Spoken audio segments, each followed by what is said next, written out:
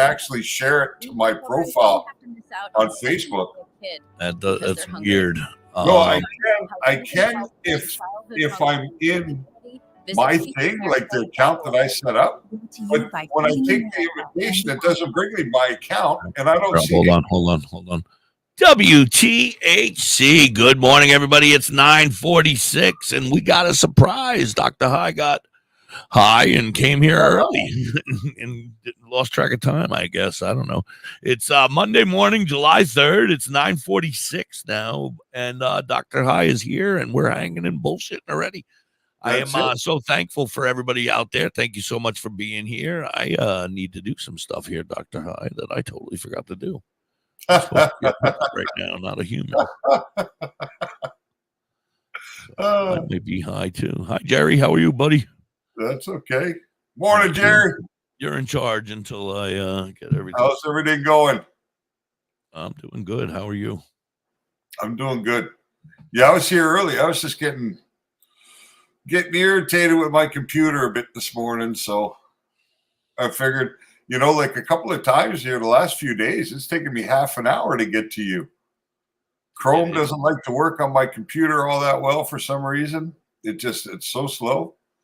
And I even got off the Wi-Fi. Now I'm plugged in by Ethernet.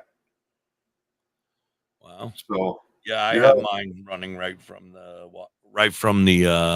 router. Yeah. Right from the router, right to the computer. Yeah, that's what I did. When I was in Montreal yesterday, I hit my son up for a cable. He had one laying around. I ended up having to go out and buy like a 40-yarder so I can run it from one end of the house to the other. Right. But thank you so much for being here. Good morning. How was your weekend? Did you do it? Did Mrs. High come home? No. She stayed. She said, fucking, I'm staying. No, you know what? Because done. No, my daughter, right? She it's her first real move. Right. So it's a bit overwhelming, I suppose. Absolutely. Did she she break down and start crying and be like, I don't want you to go? No. Oh, she no, just wanted my daughter would do that. No, she just wanted my wife's help to get her new place set up, So my wife's still on vacation until she doesn't go back to work until Wednesday. So she's staying up there, and I'll go pick her up tomorrow afternoon from the bus. Nice. She'll go back on the bus, and yeah. Sorry, I didn't do my hair this morning. That's all right, but it's good. All right. I was in and out of there in no time. I went up there Saturday morning, stayed up there, took my daughter from about 9:30 in the morning till about 10:30 at night to finish her move. Because Quebec's crazy, right? Everybody has to move on the 1st. The way the leases are set up there, everything runs 1st of July to 1st of July. So everybody has to move on the same day. And she's in a 10-story high-rise and booking the elevator. You can only rent for 1 year and then you have to move? Is that? Well, no, you have to renew your lease on the 1st of July. But when you decide to leave. Yeah, if you decide to leave or your landlord decides that you need to leave, whatever the case may be, July 1st is the day in Quebec. I think it's a little dig at the English Quebecers, right? Because that's Canada Day. And a lot of people in that province have to move on Canada Day, but made things unreliable. So it was a super long day for them. Me, fortunately, I just went to my son's place and babysat my daughter's dog. So right. You were saying you just had to do that, so you hung out. My wife went away for the weekend, so it was how'd that go? Nice, wasn't it? Huh? She had a good time. Yeah. I mean, she was a little stressed out, but overall, she ended up having a great time. Yes, and when she was ready to leave, she was sad. She didn't want, because usually that's like a whole week thing that we usually do, but. Okay. Things in our lives have changed a little bit lately, so we had to not be there. She wasn't able to take the week's vacation that she normally would. Right. And so she was sad, when it was time to leave, only after, less than 48 hours. Yeah. She was like, shit. Yeah, short trips are like that too. My nephew. Morning, Kelly. How are you? Morning, everybody. Welcome in. Thank you so much for being here. Yeah, usually I have my nephew to look out for my dog when I want to go to Montreal and see the kids, right? But it was his birthday this weekend, so he was away with his girlfriend. I really didn't have anybody to watch the dog for a couple of days, so I arranged just to have someone look out for him yesterday. So I went up there, for one day, and I was back in about 27, 28 hours. I was gone. Up there, babysit the dog, sleep, come back. It was a Nice. short trip for me. You brought some medicine with you. You hung out. You Oh, watched always, TV. yeah, Good. always. And you watched the dogs. I mean, how hard is that? I watch the dogs. Yeah, Did actually, you work on any work this weekend while you were up there? I mean, did you do any of your, or was it just a day off? You just sat around. It was just a day off. There was nothing to do up there for me but play with the dog and chill and watch movies and take it easy. Right. I figured you would have brought your laptop and you would have been making art and getting ready for the next stage and whatever your future holds. No, not. You deserve a day off. You work your ass off all the time. Yeah, that's what I've been doing since 4:00 this morning. I've been on the computer, trying to coax some nice art out of Midjourney. I got a little piece behind me there. Oh, I love it. I was just noticing it. I love it. It's absolutely beautiful. So, playing around because I want to get into, I think, educating people about mushrooms too. Absolutely. I think there's a ton of value in it, not just big market in that, yeah. But I think there's a lot of value in them. Science seems to think that there's a lot of ways to improve not only your mental health, but your immunity, and a few other things. Mushrooms seem to be very good for cardiovascular health. Really? Quite a few things. So it's worth looking at. You know what I mean? It's worth starting to investigate. The next book might be on mushrooms. You never know. Yeah. Well, maybe not the next one, but I still have quite a bit of work ahead of me to get Dr. High to where I want it to be. Right. You know what I mean? Which is fully functioning, and I need to focus on that. Because once it's done, right? Then it needs maintenance. But right now, it's in the process of building it. Right. Now's the hard part. Once it's up and running, then it's just check it every day, make sure everything's running smoothly, post something, and then move on, Yeah, that's it. But I go on with the rest of your day. Hello, Elvis. How are you? How are you, Steve? Steve, good morning. Oh, actually, good night to Steve. Steve is up late. Australia. He's our Australia friend. Yep. Steve is from Australia. So good night to you, Steve. Stick around. We're going to hang out. So, Dr. High, I sent you that little message. Let's talk about that first, I guess. We can talk about that and spend a couple minutes on that. We can talk about anything, anytime. That's the whole joy of this, right? I'm very excited though, this is exciting for me because this is where I live. And if that passes, I don't care if it's 2, 4, 6, 8, 10. Well, I mean, just to have the right to be able to produce your own medicine is fine. Save me so much money. Plant count doesn't matter. I mean, yes, it does matter, but if you're only allowed 2 plants, you can maximize 2 plants. If you're only allowed 4 plants, you can maximize 4 plants. So it's about maximizing your allowance, right? But what about the weather? I mean, I'm in a poor location for, and I'm sure yours isn't the greatest climate up there either. But for growing, does climate have a big effect on it? I mean, well, climate's everything, right? I would assume. Well, climate's everything when it comes to plants. And it really comes down to plant selection is more important because cannabis is extremely hardy, right? It can grow in so many different kinds of climates and environments and soils and things like that.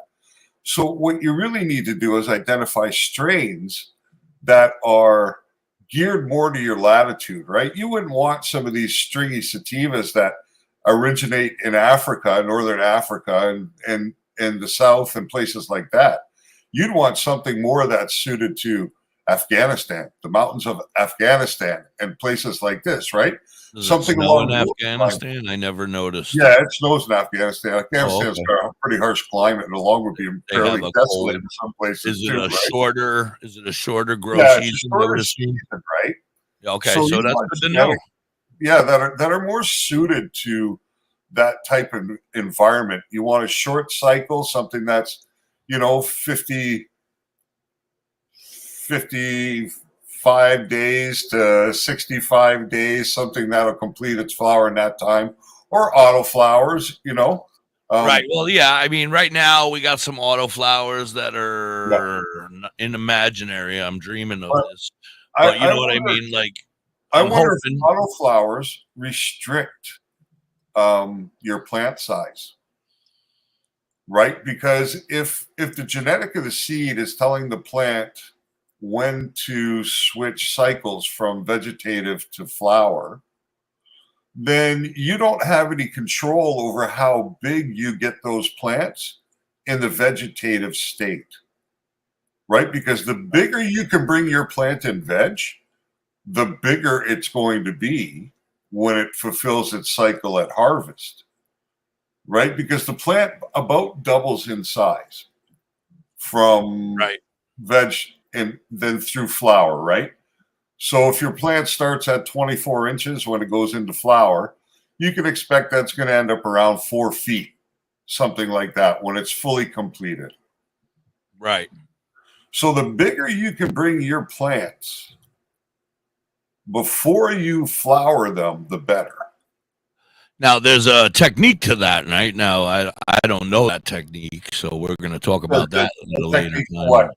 Growing your plants larger in to get them to go larger. Yeah, like I've said, I've never really tried. Mrs. Hippie has done a couple. Like ours. I'm sorry, a climate like ours. Okay. Climate like ours. The best way to do something like that would be with an indoor tent, a small grow tent. And I mean, you could pick up this whole kit for under $400 on Amazon. Right. You know what I mean? Just exactly what we need. With the air filter and the fan. Yeah, with everything, the filter, the fan, the temperature control, the light, the tent itself.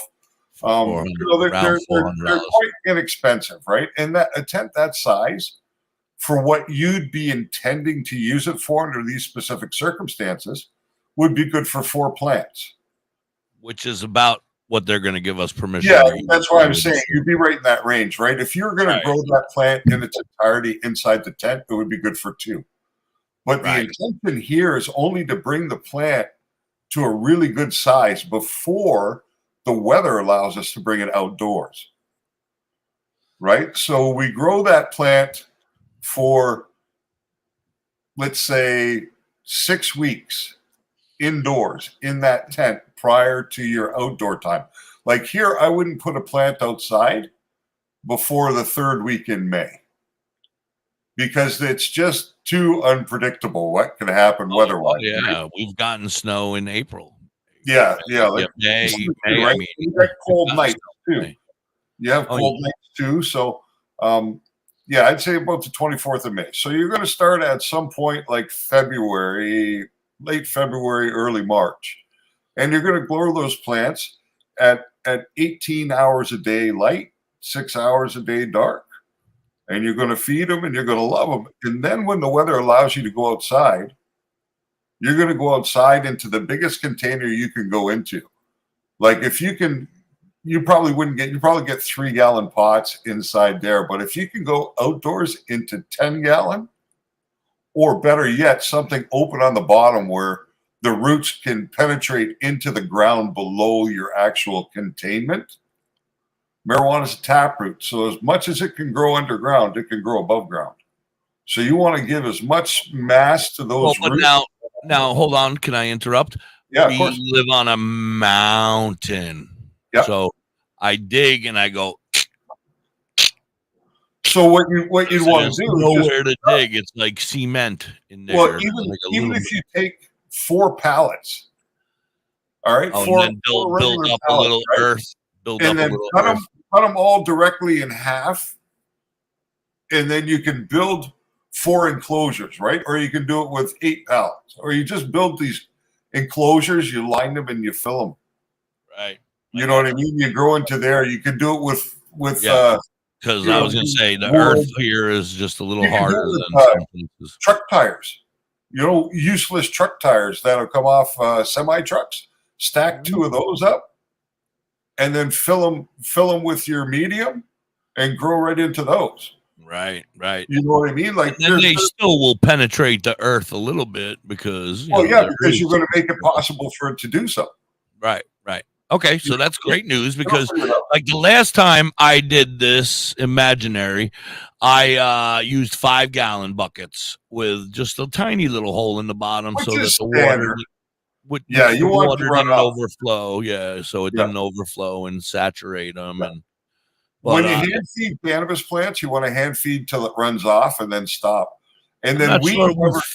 I'm not sure we fed them anything besides water. Oh, okay. Well, you want to give them nutrients. Oh, okay. Well, this is probably why Absolutely. it was. I told you it was a pretty decent size amount of plants for what I was trying to do, and Yeah. I only got maybe a quarter pound or something. You can buy if you're not if you're growing indoors, you want to be a little more.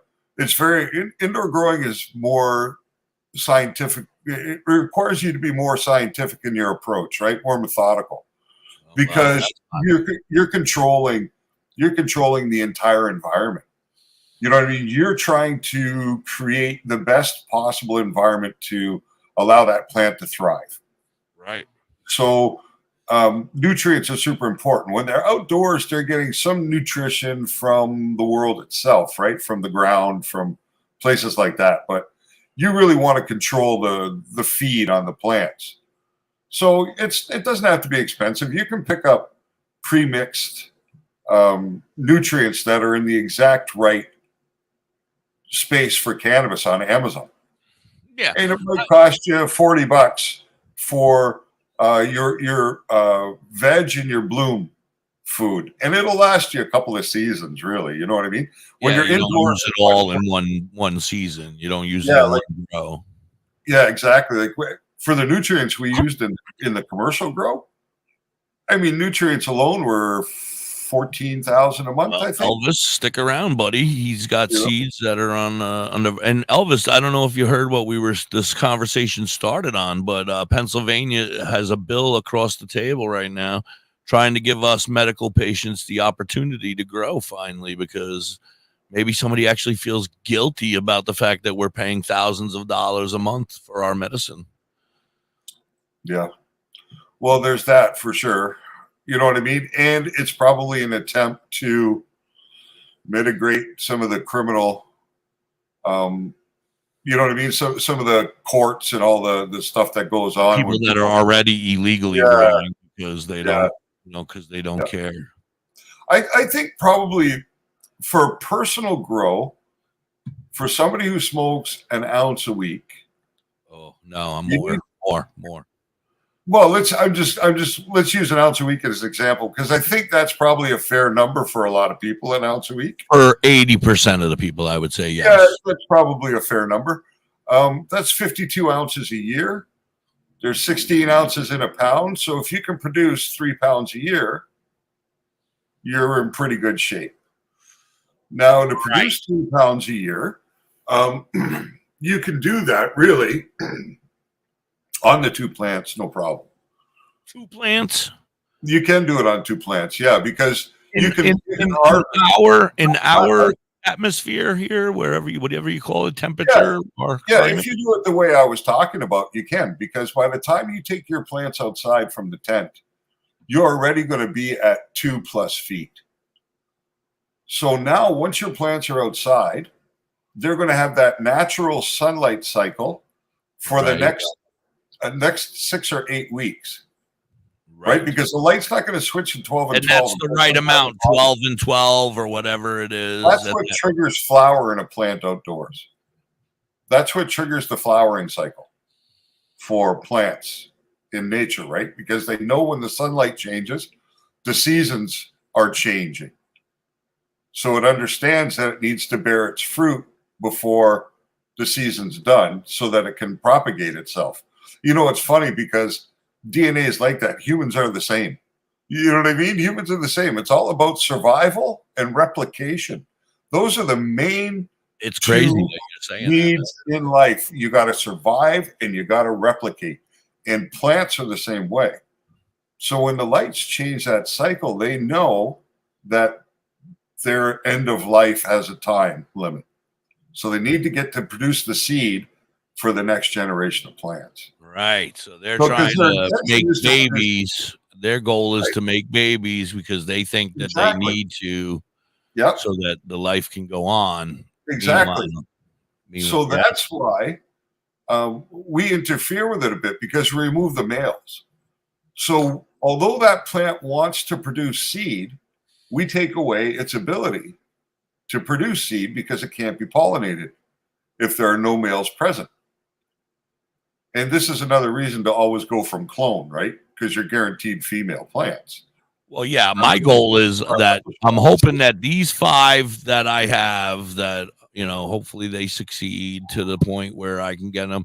And then from there on, I'm just going to keep, cloning, hopefully. Yeah. You just got to make sure you sex them properly and at the right time, because it takes very little pollen. Like, let's say you're growing outdoors.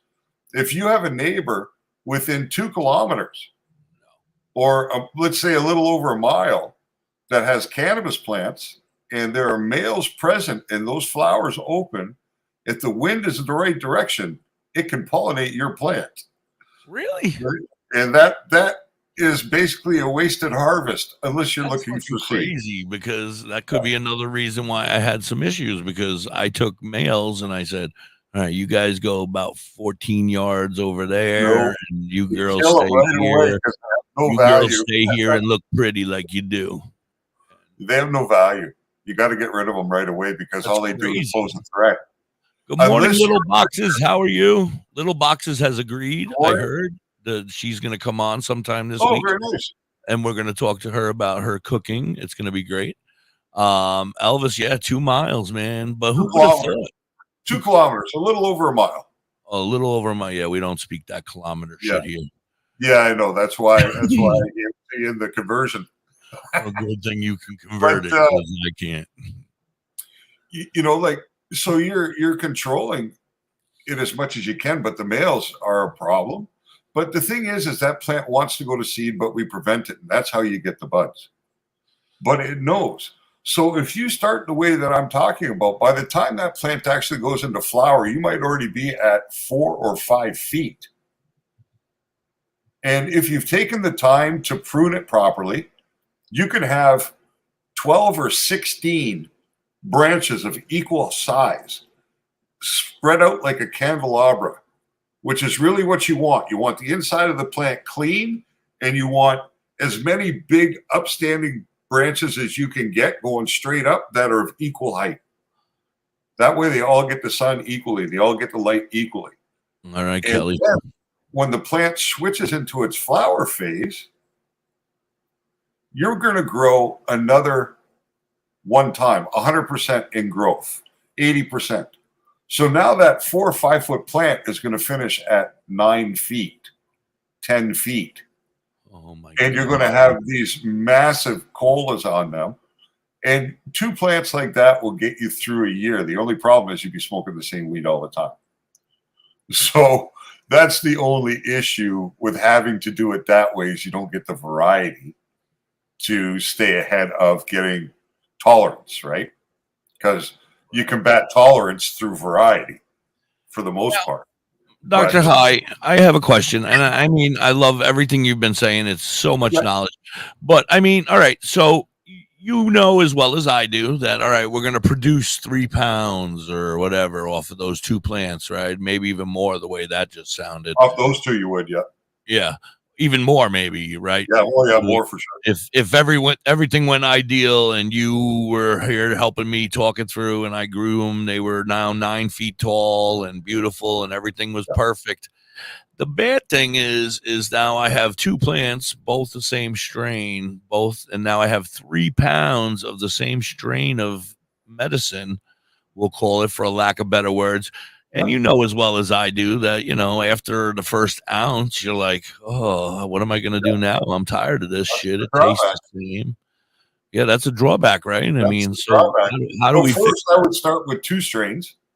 If I could only grow 2 plants, I'd make sure that they were different strains, but that they had the same environmental parameters, same flower cycle, same everything, right? Just 2 different strains.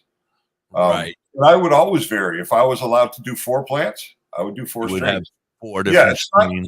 And then in the future, you can actually combine those, correct, and make them into a 5th and 6th strain or a 7th and 8th strain, right? Because you're actually mixing and matching now, and Yep. and You can turning. do it through grafting, and that's challenging, but you can graft. Yeah, that's the word I was thinking earlier when we were talking. The grafting. yes, That's my wife does a lot of that. but you'd want more because the best way to go is from seed. Because the truth is, clones are very predictable, right? Because you take the cutting from a mother plant, and that cutting will develop the same way the mother plant did. It'll be a clone, a replica of it. Good morning, Larry Moore. How are you, sir? That morning, is Larry. Bella's Badass Crystals. Hey, little boxes make me hungry with that infused brisket talk. Oh my goodness! I saw a video of them making it. It looked fantastic. Oh, I didn't get to see the finished product, but oh my goodness! I tell you, I haven't had great brisket in a long time. I had a friend of mine growing up. Oh, and this was infused brisket. Oh, so. yeah, that'd be phenomenal. But you can do it because anywhere you put fat, you can get. Fulton Blocks is in the house. What's up, Fulton Blocks? So yeah, but go back. I'm sorry. When you cut clones, like when you're doing an indoor grow, you're always cutting your next cycle, right, from your own plants. But after a period of time, you tend to weaken the genetic. So with seeds, it's different. It's always good to start with seeds if you can, and then only clone 4 or 5 times and then go back to seed. Because seeds have this vigor, right? What we call seed vigor. The plants just tend to be hardier when they started from seed for some reason. You know what I mean? As opposed to when they start as a cutting. I'm going to interrupt you for a second. I'm going to ask you a question. What do you prefer? If you had your choice, would you go with the auto flower, or would you prefer something that was going to last, take a little longer and be able to, do you feel like auto flowers, there's something, did they modify it? How do they make it so that it grows in that a short amount of time and does everything it's supposed to do? Think about that, and we'll come back and answer that after the commercial, but I got to do a commercial. We'll be right back. You're listening to Dr. High and Hippie on WTHC. Okay, men, this is your time. Maybe you didn't choose this, but you're here now. You're going to go out there and be an all-star caregiver. It's up to you.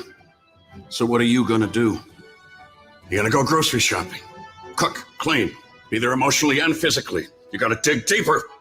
Drive them to physical therapy, doctor's appointments. Don't you forget about the pharmacy. No, you won't.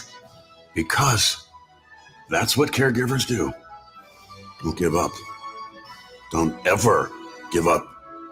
This is your time to show the world, your family, and yourself that you're tougher than tough.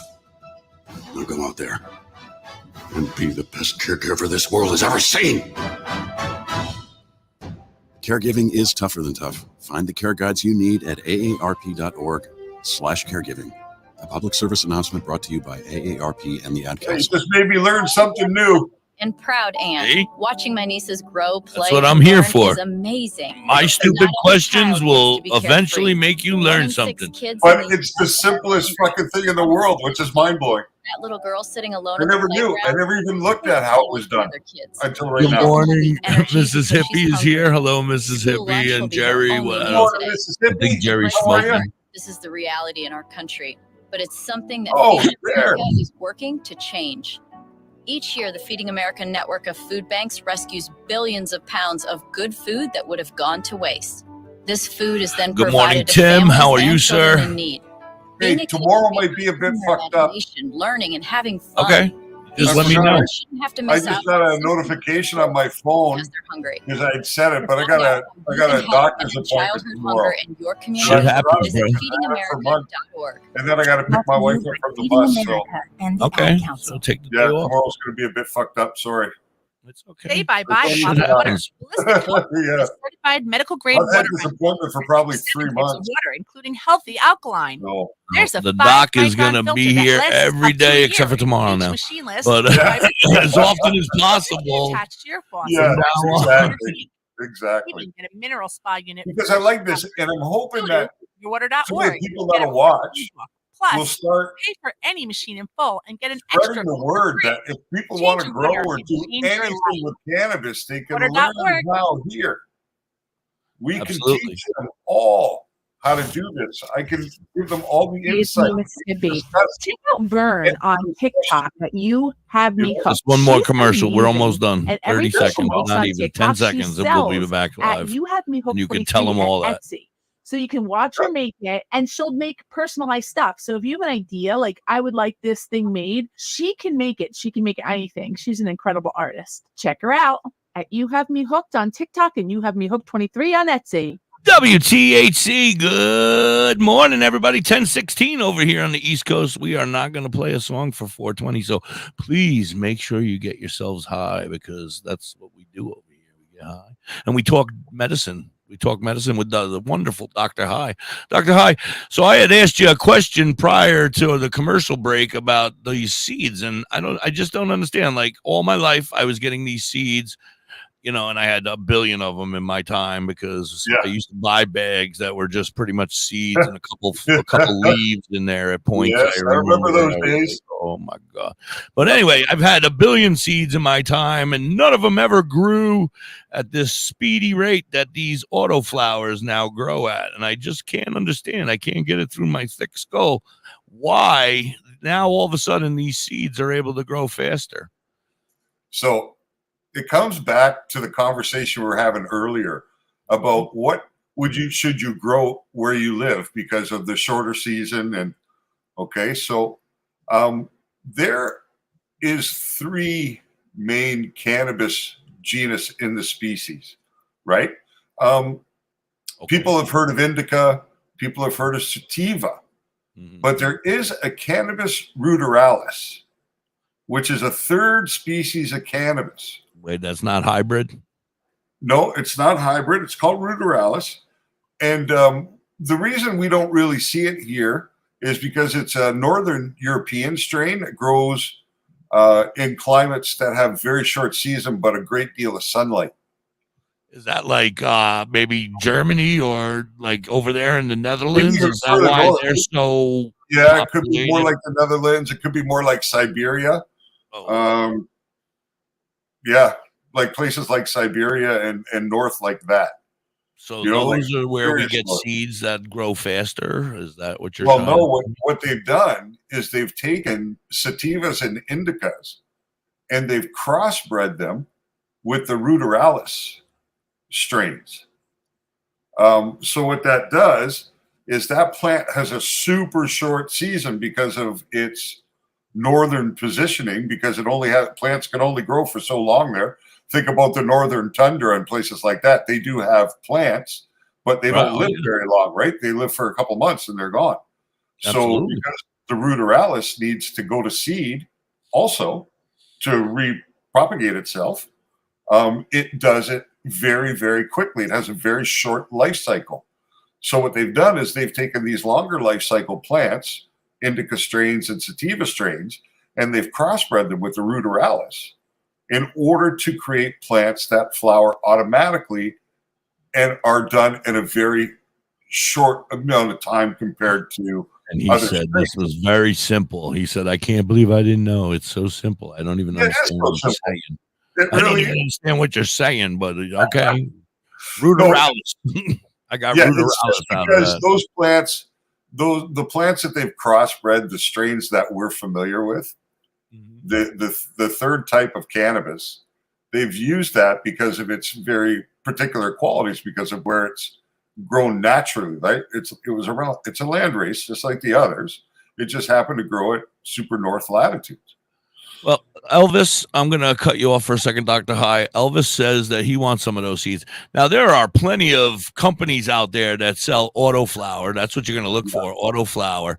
Seedsman is one of my favorites. I don't know if Dr. High has a favorite where he would be getting seeds from, but Seedsman seems to be the one that I've heard the most about. Hobbies was a big fan of Seedsman, and I've been following them ever since, I went to a festival, we'll call it a 420 festival, and there happened to be people selling lots of different things there, and I happened to pick up a pack of autoflowers from somebody.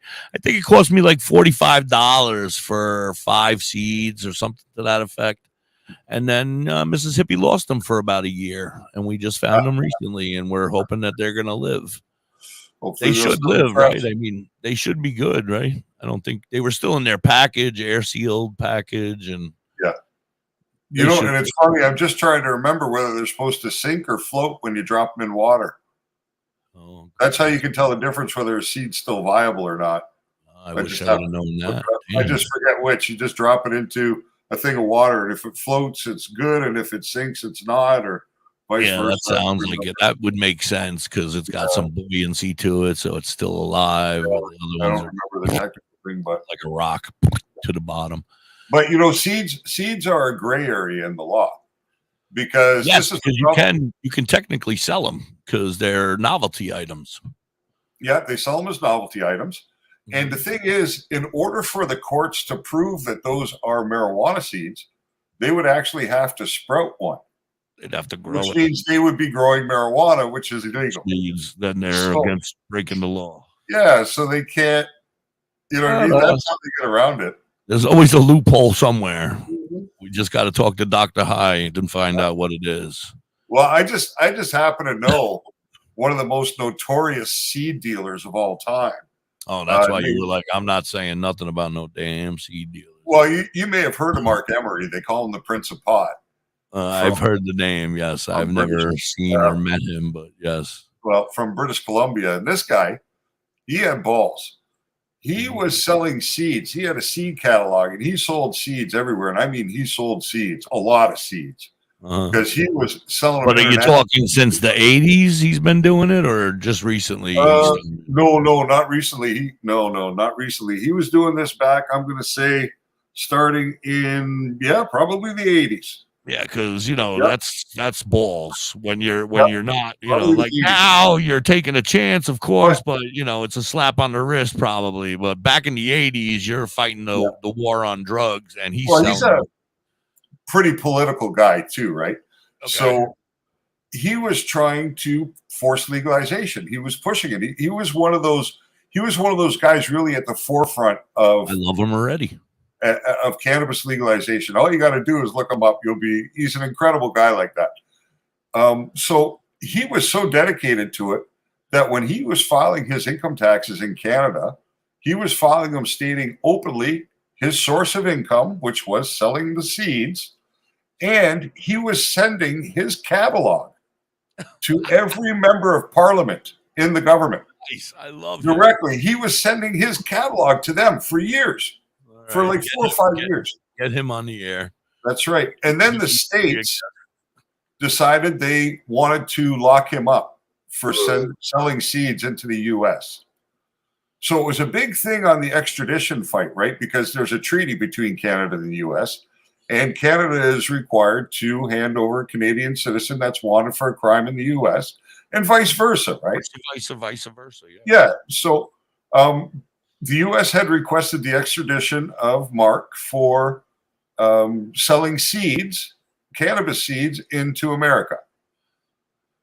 But Mark fought it because there's a clause in the extradition that says the crime must be considered a crime in both countries, right? So if it's legal in one country and not legal in the other, then there's countries, not obligated to do the extradition, right? But it's like capital punishment. Canada won't extradite a Canadian citizen to the States to face no matter what. If they're going to be up for the death penalty. Yeah, exactly. We don't care what you say. We're keeping them. Yeah, I mean they'll incarcerate them here forever too, but for the rest of their life, but they're not killing them. Exactly. Gotcha. So because of Canada's laws at that time, he was able to get a loophole and no. Okay. But this is what I get. This is the interesting part of the argument. So because it has to be considered a crime in both countries, Mark argued in the courts and tied it up for a long time, stating, listen, I was very open about what I was doing inside of Canada. I sent my seed catalog to all the members of parliament for years running. I filed my income taxes like this. I put my face to my business. Right. And you didn't arrest me. I was never arrested here in Canada for what I've done. Right. And now you think that I should be sent to the U.S. to face harsh punishment for what I've been doing here openly for years and not faced any criminal problems at all. Right. Right. So that was his argument for quite some time, but he eventually lost. Oh, And I think this that was gonna Canada end gave good. him up.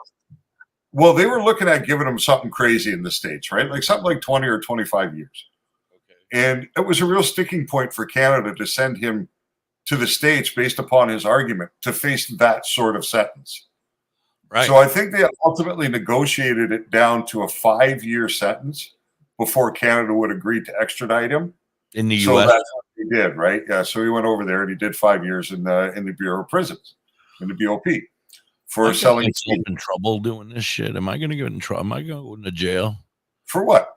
I don't know. Talking about weed. Oh, now you got me all nervous. Everybody. Well, no, I mean he was selling. Everybody, hobby. Everybody's in jail. I mean, I've been 50 years. I've been doing good. I'm on a good streak here. Knock on wood. Nobody on no jail for drugs. No, that's good though. Never. Keep it that way. Keep it that that's way. what I'm saying. Knock on wood. Knock on wood. I don't want to. But you know, it's when we're talking about Mark Emery, it's a real shame because this guy really took a pill for cannabis legalization, right? And to push the boundaries and everything. And he's never been able to get into the legal business here in Canada. They won't let him in. You know what I mean? Because of his criminal history, I'll let him in. Tell him, come on over. I'll let him in over here at WTH. Yeah, it's a shame, but you know, yeah, seeds. It's crazy shit. And so that leads me to another question because you said he is like what would you call him? An icon? They call him the Prince of Pot. Right, the Prince of Pot, and like Jorge Cervantes, they call him what, God or something. I don't remember. I don't know. But he's amazing as well. But these guys are all the innovators. The beginning, those guys are the ones that have started this whole thing, man. We owe it to them. They're the ones that have gotten us as far as we've gotten.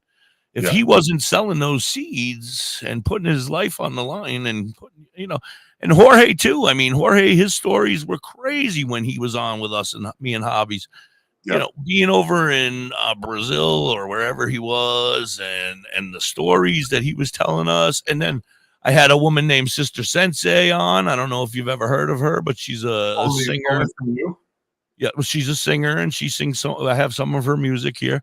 She's fantastic, and she also is a like a I can't. What's the word?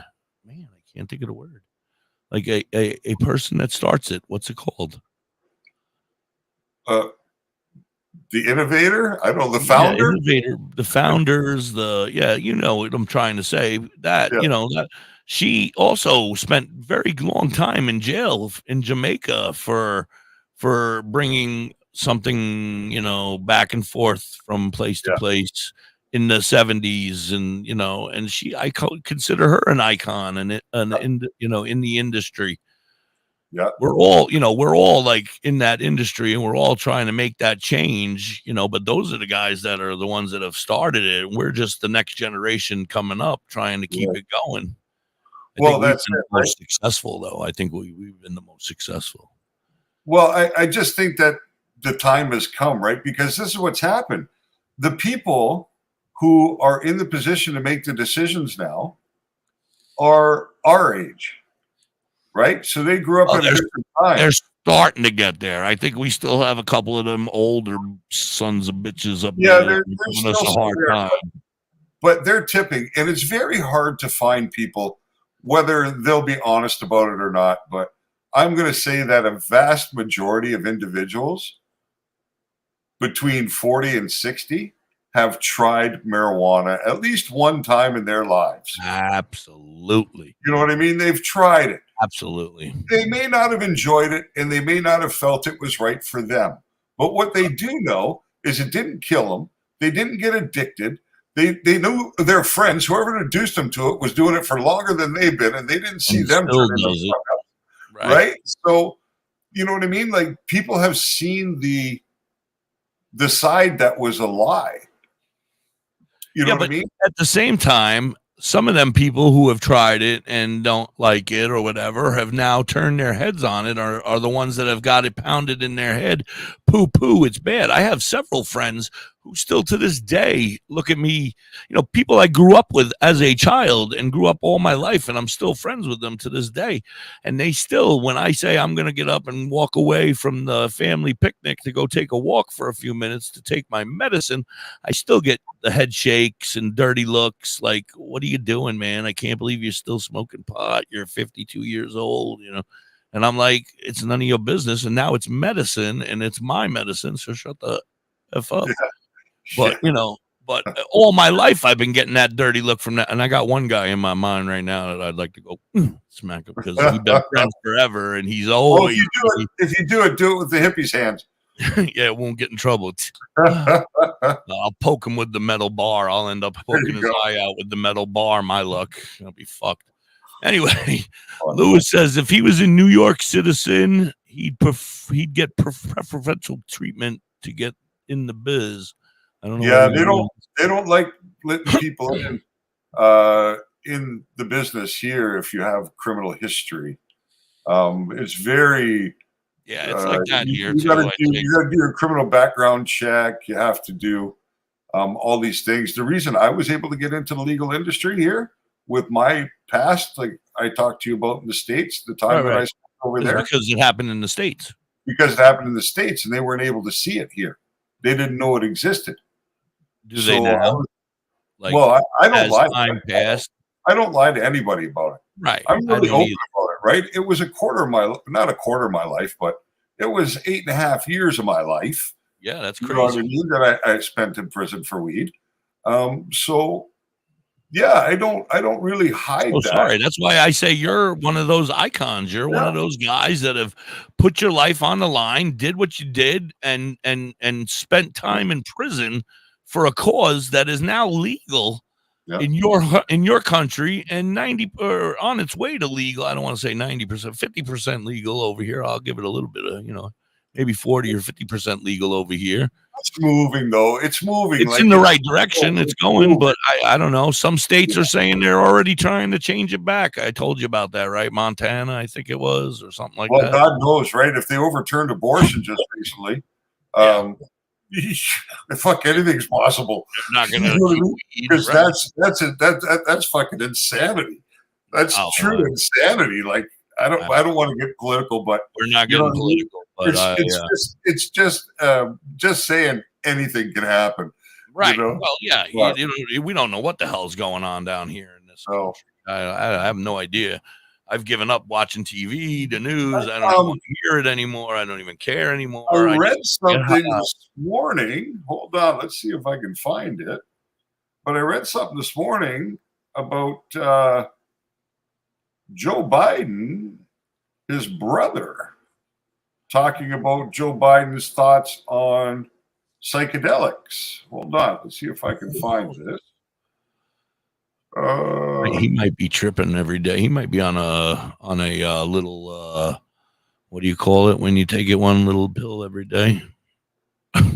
Oh, well, he might be on one of them. I'd be scared to see him. I'd be scared to see him do another. I don't know. I can't figure out how he can't walk upstairs. He's got to be tripping on something. Because he's 80 years old.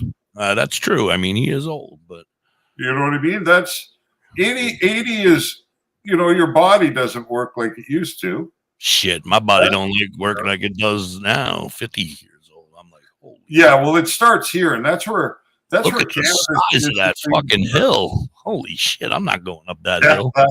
That's where cannabis is supposed to help us. Yeah, this is the age group that really it becomes more cannabis says makes my mind say I want to go up that hill, but the body says fuck no. Yeah, but cannabis is like, yeah, we can do this. Come on. Oh, okay, here it is. All right, hold on. I'm going to pull up this article. Yeah, it says Biden open-minded on psychedelics. His brother says, and this is as of June 30th, 2023, which was just 2 days ago. Well, 4 days. I didn't read the article. I just saw the headline. But let's see if I can find where President Joe I Biden. think no matter who it is, and like I said, we don't like to talk politics over here. That's not only marijuana politics is No, but really. that's important because they're Oh talking yeah, about. no. But I feel like It says either way, they're going to do whatever they have to do to keep us happy. So if it's saying that, psychedelics is going to come, then he's telling us psychedelics is going to come, and yippee, yippee, Yeah. everybody's going to go vote for him. All of us guys and girls that like to trip out are going to go vote for Biden. I think that's how Trudeau got in. Because, Yeah. when he was campaigning his very first election, before he'd ever been prime minister before, he said during his campaign that he would legalize marijuana. And you know what? It was one of the very first things he did. And did he get in by a landslide? I believe First time. I know he's not I the believe biggest. on that particular election, yes, it was a massive win for him. I'm going to say, that's what I'm going to say. Like, all Biden has to do, or whoever wants to be the next president, I don't give a fuck, because neither of them are, they both lie no matter what. Yeah. So, but, either one of them, all they have to do is say, yep, I'm going to make it legal. And that's going to be the next president of the United States, because Republican, Democrat, Independent, it don't matter. You all smoke weed and don't lie about it. And if it's a matter of getting weed legalized, you're going to go vote. And I mean, some of you guys, of course, won't vote for whoever because you're that strict of a follower of politics or whatever. But Party I mean, lines. yeah, I can never cross party line, no matter what. But that you're smoking weed and you want it. You want it. So, I know there's a million Republicans out there. Now, I'm an independent. If I was anything, I'm an independent. I don't give a fuck. Leave me alone. Let me do what I want to do, and I don't pay attention to politics. I really don't. But if I had to say anything, I would lean left, because they seem to be the ones like leaning towards the green. And, that's, Yeah. And I want marijuana to pass. So, I don't see any Republicans out there saying, hey, let's get this marijuana law passed. I mean, maybe a couple, but like I said, I don't want to talk about politics. Anyway. No, but it's, it's a logical thing to happen. It's good for people.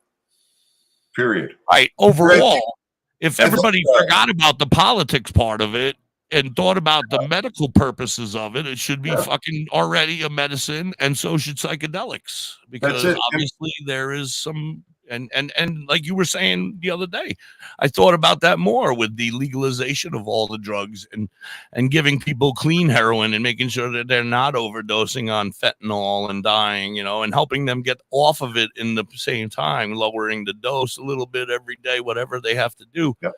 Would be a great idea. I mean, it's hard for me to fathom giving away free drugs or it would cut a ton of crime too. It would. You're 100% right. I mean, I'm not saying it's the answer, and I would never, I don't know anything. I'm just a fucking stoner from the 70s. But think about it. That would break the backs of the cartels. That would break the backs and organized crime. All these places where violence is occurring because of the money involved in drug trafficking. Right. Territories and all the things that go along with it. If you legalize smuggling it into here, why would they need to smuggle? We don't need to legalize, that collapses, or they have to go cheaper and cheaper and cheaper. But we know it's extremely cheap to produce those drugs, because look at the countries where they're being produced. There's no labor. You know what I mean? Like there's cost. How do they get all that cough syrup? How do they get all that cough syrup down there? Damn it! Yeah, because it's not. I can't even get it at my damn pharmacy. I got to go ask for a key and get the shit unlocked. How do they in Guatemala? How do they have? Listen, in Canada, you can't even get Gravol. Gravol you can't get over the counter. You have to ask the pharmacist. I don't even know what that is. Is that like that's anti when you get motion sickness or nausea? It's oh really? Oh, that seasick shit. Yeah, the same idea, something like that, right? Yeah, I know. Yeah, I can't think of the name of ours, but yeah. But it's crazy. I knew a guy who was locked up 10 years for having Sudafed, but he had a skid of it. So we all know where that's going. Skid of it. Yeah, well, he needs it if he's making that much. Jesus. Yeah. Dakota, what's up, brother? Good to see you. Welcome in, everybody. Thank you so much for being here, guys. If you have questions for Dr. High, don't be afraid to put them in the chat over here. We can see the chat from Facebook and or YouTube, depending on where you are. Anything weed related. Anything weed related, and even some psychedelic stuff. Kaylin, how are you? Well, if you want to talk about, I don't know, LSD, Well, magic mushrooms. I've done my share of Yeah. nothing. And I do nothing. I would probably still do LSD if I could find good, proper, clean LSD. I don't know. I didn't like that feeling on the back of my neck. That grimy feeling. Yeah, but even liquid acid. Talk about liquid acid. Go ahead, Dr. High. How many times? Yeah. So liquid acid is just the form Acid that they initially didn't put comes, onto the paper. when it's synthesized, and then it comes and you use an eyedropper. And back in the 60s, they put it on sugar cubes and anything. Now they use blotter paper, and the doses, I think a gram, 1 gram of LSD is 25,000 doses, I think. Yeah. That's what it equivalates to. Back years ago, and we're going back 20 years now, maybe, I met somebody who was a Vietnam vet who had Sandoz LSD 25 from the 60s in vials of powder. And they were old, but it still worked. So he asked me if I wanted to try it one day. And I swear to God, the pile of powder he put on the fucking table was the size, if you took a head of a match and cut it into 4, it was just that, 1/4. And I'll tell you, that was a whole new experience. You know what I mean? So I do. Yeah. I enjoyed my experiences. I mean, I had 1 or 2 where they weren't the greatest experiences overall, but I mean, I feel like self brought on anxiety, and then it got worse and made it worse. Well, but I never done liquid. I mean, we saw it, we talked about it, and when I was in the late 70s, early 80s, yeah. But mushrooms was my choice because mushrooms didn't give you that grimy feeling. Do you know the grimy feeling I'm feeling? At the end, like that last 6 or 7. That last 6 or 7 hours. Yeah, last 6 or 7 hours, like I want to get done with this now. I'm done. Let's go. And you're just grimy and you feel weird in your neck. And you're like, I don't like that. And mushrooms never gave me that feeling. So I would definitely be a psilocybin. Well, now I think it's more about the micro dosing, right? Using it for the medicine that it is. That's the whole thing. Like, we want to kind of transition away as much as we can from some of these pharmaceuticals and get more to plant-based if we can do it. Absolutely. It doesn't make any sense. I mean, that's 100% makes sense. Well, that's part of the secret to a long life, period. Whether you're using it to combat joint issues, with cannabis, all the things that can do, but it's what you consume also. If your diet consists mostly of plants, you're going to be healthier for the most part than everyone else. Like, plants are really the secret. We have to get more back towards nature in the way we treat ourselves.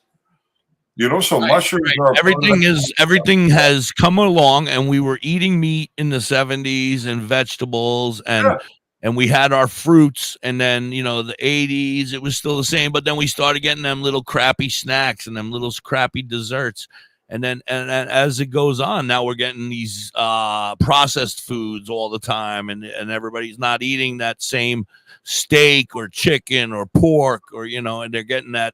I bet you the people that make 100,000 a year plus are. Well, yeah, of course they are. But so that's the whole thing. That's another way of dividing the cultures. That's another thing. That's, if you notice all those processed foods, you notice a lot of people on welfare and that are overweight or obese. Why is that? They don't have the money to eat food that much food to get fat, right? He's not looking at you. He's looking at the big guy next to him. It's the quality of food, right, that contributes to a lot of the health issues. Right. A lot of absolutely. I feel as though, and I had this discussion, and my wife was with me at the doctor's, okay? And I just got approved recently for that needle thing in the belly to help me lose weight. Okay. I don't know the name of it. I tried it for like 2 days, and all of a sudden I was dying. Maybe 3 days, and my stomach was cramping, and I was like, "Oh my God, I am not doing this no more." Yeah. And then I sat and I thought about it, and I'm like, it's not because that's not working. It's because what I'm eating is not working with that. You need to eat appropriately. And then I'm like, all right. So I say to I'm at the doctor, and it probably wasn't the best time to bring it up because Mrs. Hippie was sitting right there, and I was there, and the doctor said, "What happened? Why are you not using it anymore?" And I said, "Well, technically we really can't afford to buy the food that we need to buy for me to eat appropriately for this medicine to work in my stomach, because we're eating shit. We're eating whatever we can afford at that time right now because life is fucking tough."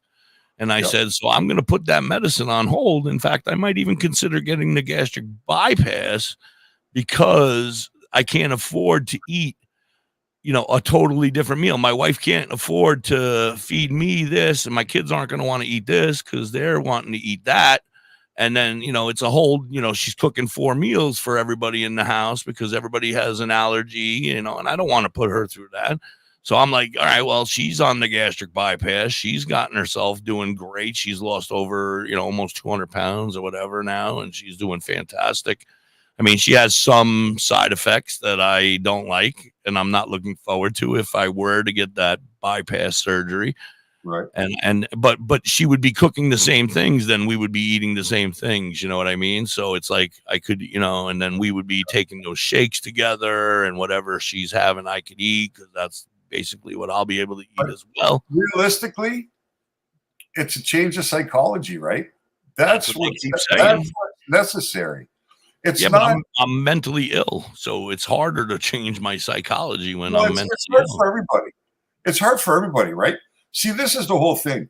Fear of loss is a more powerful motivator than the potential of gain. If you want to sell somebody on an idea, don't sell them on the benefits of the idea. You sell them on the fear of the loss that they're going to have if they don't buy. People are motivated by loss, not by gain. It's very funny, but more people will move quickly if they think that they're going to lose something in their lives than they will if they have the potential of gaining something. They'll expend a whole lot more energy to prevent the loss. Right. Like, so the fat guy over here, if it's something like he is going to get his weed, he's willing to get up and run and go get it. But if it's a matter of having to go do the dishes, he's like, oh, my back. Not the same motivation, right? My back, my neck, everything hurts. I can't do those damn dishes. Well, that's the whole thing. Like, it's really possible. People do it. People go from 400 pounds to 180 pounds. People go from 600 pounds to 200 pounds. People do it. It's been done, but it takes effort. It takes a change of psychology. It's not easy to do. You know what I mean? It's not easy to do, but the reward is a longer life, a better life, more time with your children, more time with your grandkids. That's the reward, right? That's what ultimately you're giving yourself, is a better quality of life and a longer one at that. So that's the whole thing, right? But that's the reward. So does that motivate you as much? Even when we consciously are aware of what we're doing, it's very difficult for us to break our patterns, to change our habits. It's really hard. Like, believe me, I'm no fucking inspirational guru when it comes to exercise or living a healthy lifestyle or whatever. Mentally, I know exactly what time of day it is and what should happen. But what I need to be doing and what I am doing are two different things. Finding the motivation and the discipline are difficult. Yeah. That's just a fact of life. Right? Yeah, but like if it was a matter of, getting on the radio every day, here I am every single day, 8 a.m. Not an issue. I haven't missed a day in over 2 years. But then, at the same time, when it comes to getting up and trying to lose a couple pounds, I'm like, fuck it. Yeah. Good morning, Brian. How are you? Good to see you. Arkansas. Arkansas. What's the status? What's the status of our favorite plant in Arkansas? I need to do a commercial. We'll find out what the status on that is when we come back. We'll be right back. You're listening to the Hippie and Dr. High, hanging out, getting high, and chilling. Right now, our country feels divided, but there's a place where people are coming together. I gotta tell you, I was nervous to talk to someone so different than me. Me too, but I'm glad we are. Love Has No Labels and One Small Step are helping people with different political views, beliefs, and life experiences come together through conversation, and it feels good. Wow, your story is so... Interesting? Yeah. When people actually sit down, talk, You- and you, listen to one another, they can break down those boundaries and beautiful connect with plants human there beings. behind you. At lovehasnolabels.com. Yeah. Is it legal there now in Canada? Amazing, life-changing conversations and find They have- Because I told you, I saw on the I know reservation, one which thing. may be This different. conversation gives me At hope. MC Goose 66, they were selling them now. Take a step. Yeah, they have them. They have them where I'm at too. Community together. Um, eighths and Courage to quarters. start a But that's the rest. That's outside of Canadian law. They can do whatever they want. I don't know anything about anything. Yeah, that's their land. People do some pretty And cool they can things do in their what they 40s want. and They 50s. police Why would themselves. saving for retirement be police- any different? The I mean, police they go don't back to have college, jurisdiction on territorial land. The Right. regular authority Learn has your their own law enforcement start that deal skateboarding. with what happens here and there. Okay, They maybe can- that they one's not for everybody, but saving for retirement is.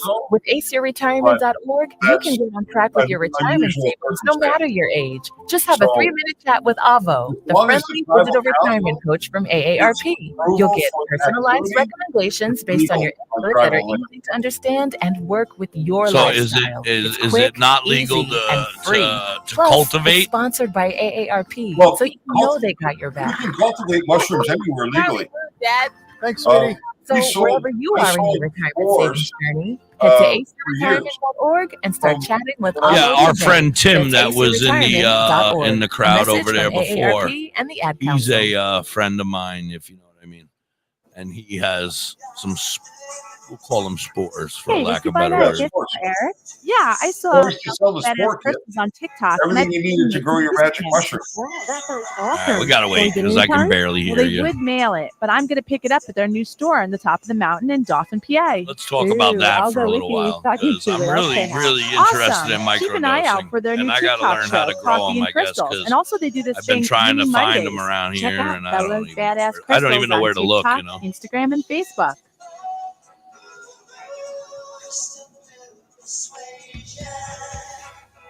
Badger Heart Puppetry. Badger Heart Puppetry. Badger Heart Puppetry. If you need some kick-ass puppets, contact Thorge at 1-636-234. Hi, Tessa. How are you? Welcome in, everybody. Thank you so much for stopping in. We're hanging with Dr. High. We'll be back in just a second. He has puppets off the rack for cheap prices. We're going to talk Contact shrooms Thorge in a couple today at minutes. 1-636-234-1535 or on TikTok or Facebook at Badger Heart Puppetry. He The also state? does LARPing items. Elvis, the state, DC. WTHC. Good morning, everybody. It's 10:54 over here on the East Coast. I want to thank everybody out there on Live 365 and TuneIn, and of course, everybody over here on Facebook and on YouTube. You guys are amazing, and we appreciate you being here. We are just getting started. I mean, well, the show has been on for a little while today, but me and Dr. High are going to be here from now on as often as possible. If Dr. High is able to be here, he's going to be here at 10 a.m. It looks like tomorrow we'll be taking the day off. He has a prior engagement. He's a busy man. He's got a lot of shit. He's a doctor. He is not just an ordinary man. He's a doctor. So as a doctor, we're going to talk to him about microdosing and the effects and the abilities of helping people with, I guess, mental illness is one of them, like depression and other things like that. Right, Dr. High? Yeah, PTSD, anxiety, depression. Now, I mean, PTSD, is it just illness. any type of PTSD? Is PTSD one thing? Is it like if you got it, you got it? Or is it like I have PTSD and I was diagnosed with it, but it's from a car accident, so like mine is. It's from a traumatic event. Right. So all traumatic events, everybody's going to experience their own traumatic event or their own trauma. And Yes. it may manifest in different symptoms in different people, but it's basically all PTSD is PTSD. It just, the manifestations will be different and the So it's reason not like that you they can have say, no, you're not qualified for microdosing because your PTSD is from driving. Everybody could be qualified. PTSD is PTSD. like you can have PTSD as being a sexual abuse survivor. Right. You can Right. have PTSD from being in the military. You can have it from being in a serious car accident. You can have it from falling off a horse. You can have it from almost drowning. You know what I mean? There could be Pretty much anything. Mrs. There could be Hippie's a lot cooking. I got PTSD from bananas on TikTok. I mean, there's a lot of things I got PTSD. The TikTok bananas. Oh my God, I can't even look at a banana now. And then Right. Mississippi's cooking has got me some PTSD. 23 years of hell. You know, that's all PTSD, man. I need pills. I need drugs. We were talking about magic mushrooms. Yes, we were. And as far as the legality is concerned, from what I understand with magic mushrooms, at least here in Canada, but I wouldn't be surprised if the States is the same way, they're not illegal until you dry them. So growing magic mushrooms is okay. Accessing the spore prints and the spores to grow magic mushrooms is okay, psilocybe cubensis. It's when you dry them that they become illegal, because I think it's during that process that the actual psychoactive substance becomes active, right? Yeah, exactly. So I was just taking a look after our conversation, and there is fungushead.com, which has magic mushroom spores in the States. There are a few places. Actually, I think now that you mentioned it, Tim has mentioned to me in our Discord a couple times about different sites. I wish he was still here, because he's a friend and he does take care of his own, if you know what I mean. Right.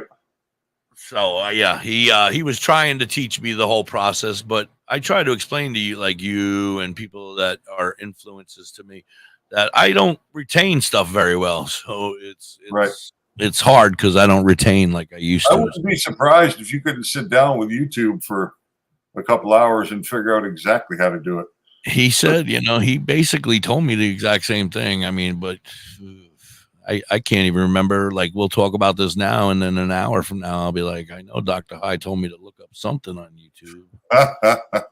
The secret to mushroom cultivation, and I've never grown them myself, but I sold a lot of kits. When I worked in the wholesale for the 420 supplies, one of the products that we sold, we called the Hocus Pocus kit, which was everything, including the spores you needed to produce a harvest of psilocybin mushrooms. So the guy that produced the spore prints was somebody I actually knew. He actually made the kits, because it's all pretty simple. You had barley in there, and you had petri dishes, and you could either get the spores in a petri dish, which was a powdered form, or you could get them already in a syringe with distilled water. Yeah, my friend gets them in a syringe already ready to go. Yeah. And then Uncle Ben's brown rice is the secret, I guess. Yeah, because you want something yeasty, and I know it's all about condition. It's kind of funny because the guy who was producing the magic mushroom for the company I worked for, he got caught up in something and ended up going to jail for a while. And he was a pretty good guy, but he lost his job in the process. And we wanted to give him some work when he got out. So we went and spent 15 grand on everything you could imagine to grow mushrooms on a commercial scale. Aquariums, fish tank aquariums, and I mean, just everything he needs. Yeah, we bought the complete setup. And when he got out, he was too afraid to do it. Nope. He didn't feel up to it. He didn't want to take the risk, which is cool with us. We didn't give him a hard time about it or anything, but we really thought we were gonna get in on that game for a while. We were on to something here, and now you're screwing us here, buddy. That way. So, well, man, it's probably for the better. You don't want to. Yeah. So I mean, I'm a firm believer that in life, most things that happen, there's a reason. You may not understand it at the time, but it'll reveal itself at some point. You'll be like, that makes sense. Yeah, that makes sense. So, there's most things in life you can't control. So we worry too much about the things that we have no control over. And really, the things that you can control are the ones you need to focus on. And the things that are outside of your control, you just got to react. At the last minute, you can't do anything about it. So, to let it build stress and anxiety and problems, then it's a shame. I know it's hard to let go and separate like that, but 100%. Yeah, I get it. Yeah, so it's good like that. But yeah, mushrooms, I think very small dosing, there's a lot of promise with them. They're seeing results in Canada. Health Canada has given some licenses to cultivate psilocybin. Where that psilocybin goes would probably be to studies. I was going to say for research purposes. Yeah, most likely it's going to go to research initially.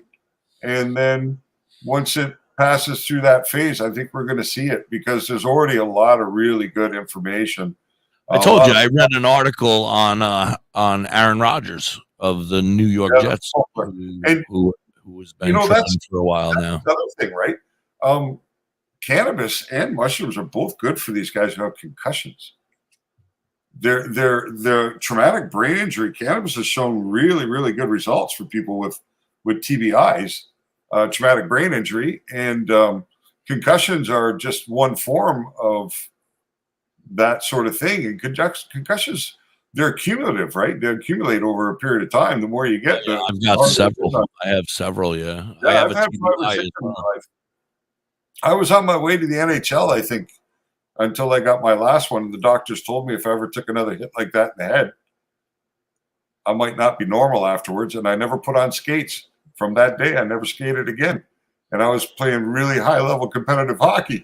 I had a shot. I was playing football in high school. I remember, I'll never forget this one, man. I was playing football in high school, and I was a decent ball player. I played all my life, all the way up through high school, And when we were playing a game called Bull in the Ring. I'm sure some people have heard of it. And basically, you're in the middle, and you're running in like circles and in place in a circle, and then all of a sudden the coach calls out a name, and that person's going to come tackle you. Yeah. It was a stupid game, and my man called out somebody that was behind me, and by the time I turned around, woof, I got fucking leveled, and I heard bells. I saw stars. I couldn't hear for a little while. I was like, oh my God, that was atrocious. He was a bad mother trucker, that guy. Coach probably didn't like me. See, the bad thing is my math class is 8th period, and my coach is my math class teacher. So I never went to math, but then I would show up at football every day, and he'd be like, why weren't you at math? I'd be like, I forgot. Or, I was out smoking a joint or whatever, and then I was thinking about football. Yeah, I was prepping myself for football, getting high before practice because I didn't want to be there and deal with it. So he taught me a lesson one day and called somebody out from behind me, and he leveled my ass. And man, I'm telling you, I probably got my jaw hurt. He hit me like right underneath the chin, his helmet, and boof, it was bad. Yeah, it was bad. And then, I don't even remember, but when I had my accident with the fire company, when they showed me, I had all sorts of damage to the side of my face here, cuts and scratches, and I don't remember hitting my head, but I must have. Yeah, you don't remember things like that. The body's interesting, right? When you have severe trauma, it kind of blocks out the memory of it. Yeah, I was more concerned with the leg that was hanging off in half and broken in pieces. Yeah, I would imagine. Look at that shit. That's not good. I was picking it up and showing the kid next to me. I'm like, look at this. And it was just flopping and wobbling. And he's like, oh. Yeah. Anyway, so let's get back to some weed talk, I guess. You have anything you want to tell us? I mean, or does anybody have any questions out in the chat? Please feel free to put questions in. I mean, if you have an ailment, Dr. High has over 25 books on different strains, I would say, right? On different ailments. Different medical conditions, yeah. Yeah. So like if you have fibromyalgia or PTSD. Correct. Or PTSD or anxiety and depression or Alzheimer's or Parkinson's or know somebody, or like let's talk this. Let's go back to the that's the thing. Like we're here to help. Right. Let's go back to the miracle drug, RSO, and how the studies are. Like, oh my God! Every time I turn around, I hear another story about somebody else and how the RSO regimen has saved their life or is in the process of saving their lives. There has been some early evidence that cannabis has certain cannabinoids have anti-tumoral properties. And one thing that I saw about this was that somehow it's able to identify cancerous cells, tumorous cells, because there's a malformation in them somehow, right? That makes them cancerous. It's like a defect. So it's able to identify these. And then once a tumor reaches, when it's just a couple of cells, it doesn't need its own blood supply. But it gets to a size where it requires a blood supply to keep going, right? Because it's a mass, so it needs that supply of blood. So your body is quite capable of forming a new connection like that and supplying the blood. But somehow, cannabis prevents this from occurring. The blood flow to go in there. To get to the tumor. It's the resin. It's all the resin in your blood. What they say is it can cause cell apoptosis, which is basically causing a cell to die. So there is some evidence of this. But how does it know what cells to die? Because I got some cells that be dying. I'm not a scientist or a doctor. I don't know. I don't want them dead yet. It's probably got something to do with with like amino acids or some of these things that I don't know. So strange, isn't it? Like the human body itself is just amazing. That's the crazy thing about weed is that there have been studies on, I think the last number I saw was somewhere up around 70 to 80 different medical conditions. But when we're getting into that, we're not getting generalized. We're talking about specific types of cancers, glioblastomas and stuff like that, right? But there in every category is some evidence to show a potential benefit from the inclusion of cannabis in the treatment. Now, why is it so diversified? Why does it have the potential to affect so many human conditions?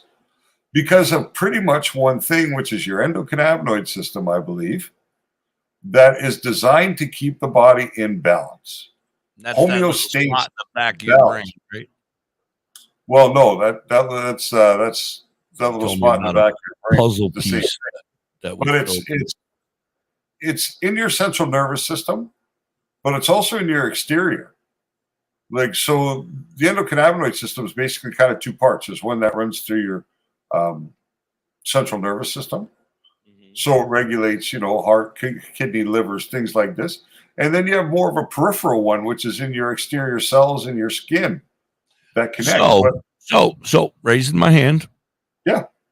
So it's an organ. Now, am I onto something here? Because the skin is an organ. It's more like a neural network. It's more like a network of fibers and connections, and you know what I mean? It's more like electricity. Yeah, I don't know how else to describe it if you're trying to put it in a physical way. Like electricity, no? Like a kind of, but it would be like little tendrils, maybe of a jellyfish type thing. You know what I mean? Or something along those lines. I don't know. Nerves, but nerves, the way the nerves would look or whatever. But it's funny because it was only discovered in late 60s by oh my God, where's his name now? Dr. Raphael Mechoulam, an Israeli doctor who they call the grandfather of cannabis. And he was the first person to really identify the endocannabinoid system and to start breaking down THC CBD, discovering nose. He was probably the most influential medical professional in cannabis to date. Now there are others coming up, but unfortunately, he died last March. Yeah, And, I think we were talking about him a couple of days ago. Yeah, the strange thing was when I built my first website, I wanted to cite his work specifically. So I sent him an email. I found an email address for him at the university in Israel, Tel Aviv, I think it was, or Jerusalem. I don't remember. Wow. And I sent an email to him asking for permission to put his work on my medical cannabis website. And I sent him the website information so that he could have a look at it prior to giving me any kind of permission, right? And he did respond to me. He got back to me, except he called me Dr. Johnson, which was incorrect. But he got back to me and he said, after seeing your website, I give you permission to publish my work there as you wish. Wow. And then 9 days later, he passed on.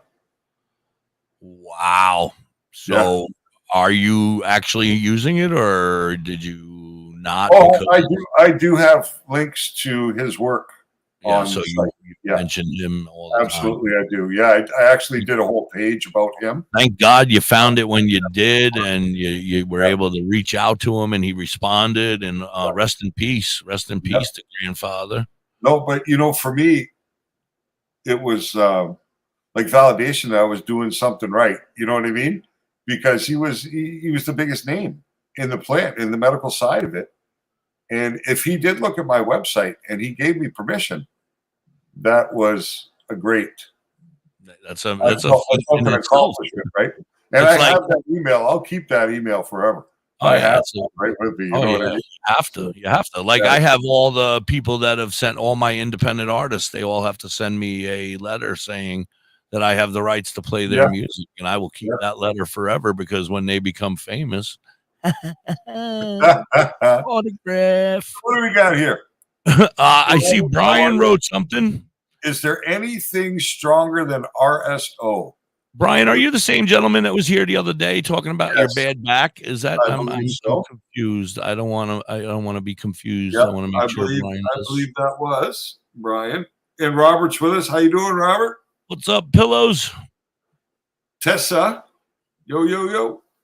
Welcome in, everybody. Please feel free to ask a question. Anybody, even people who don't smoke, if you have some questions about why, like why you should, or what reasons you could smoke, it is Brian. Okay.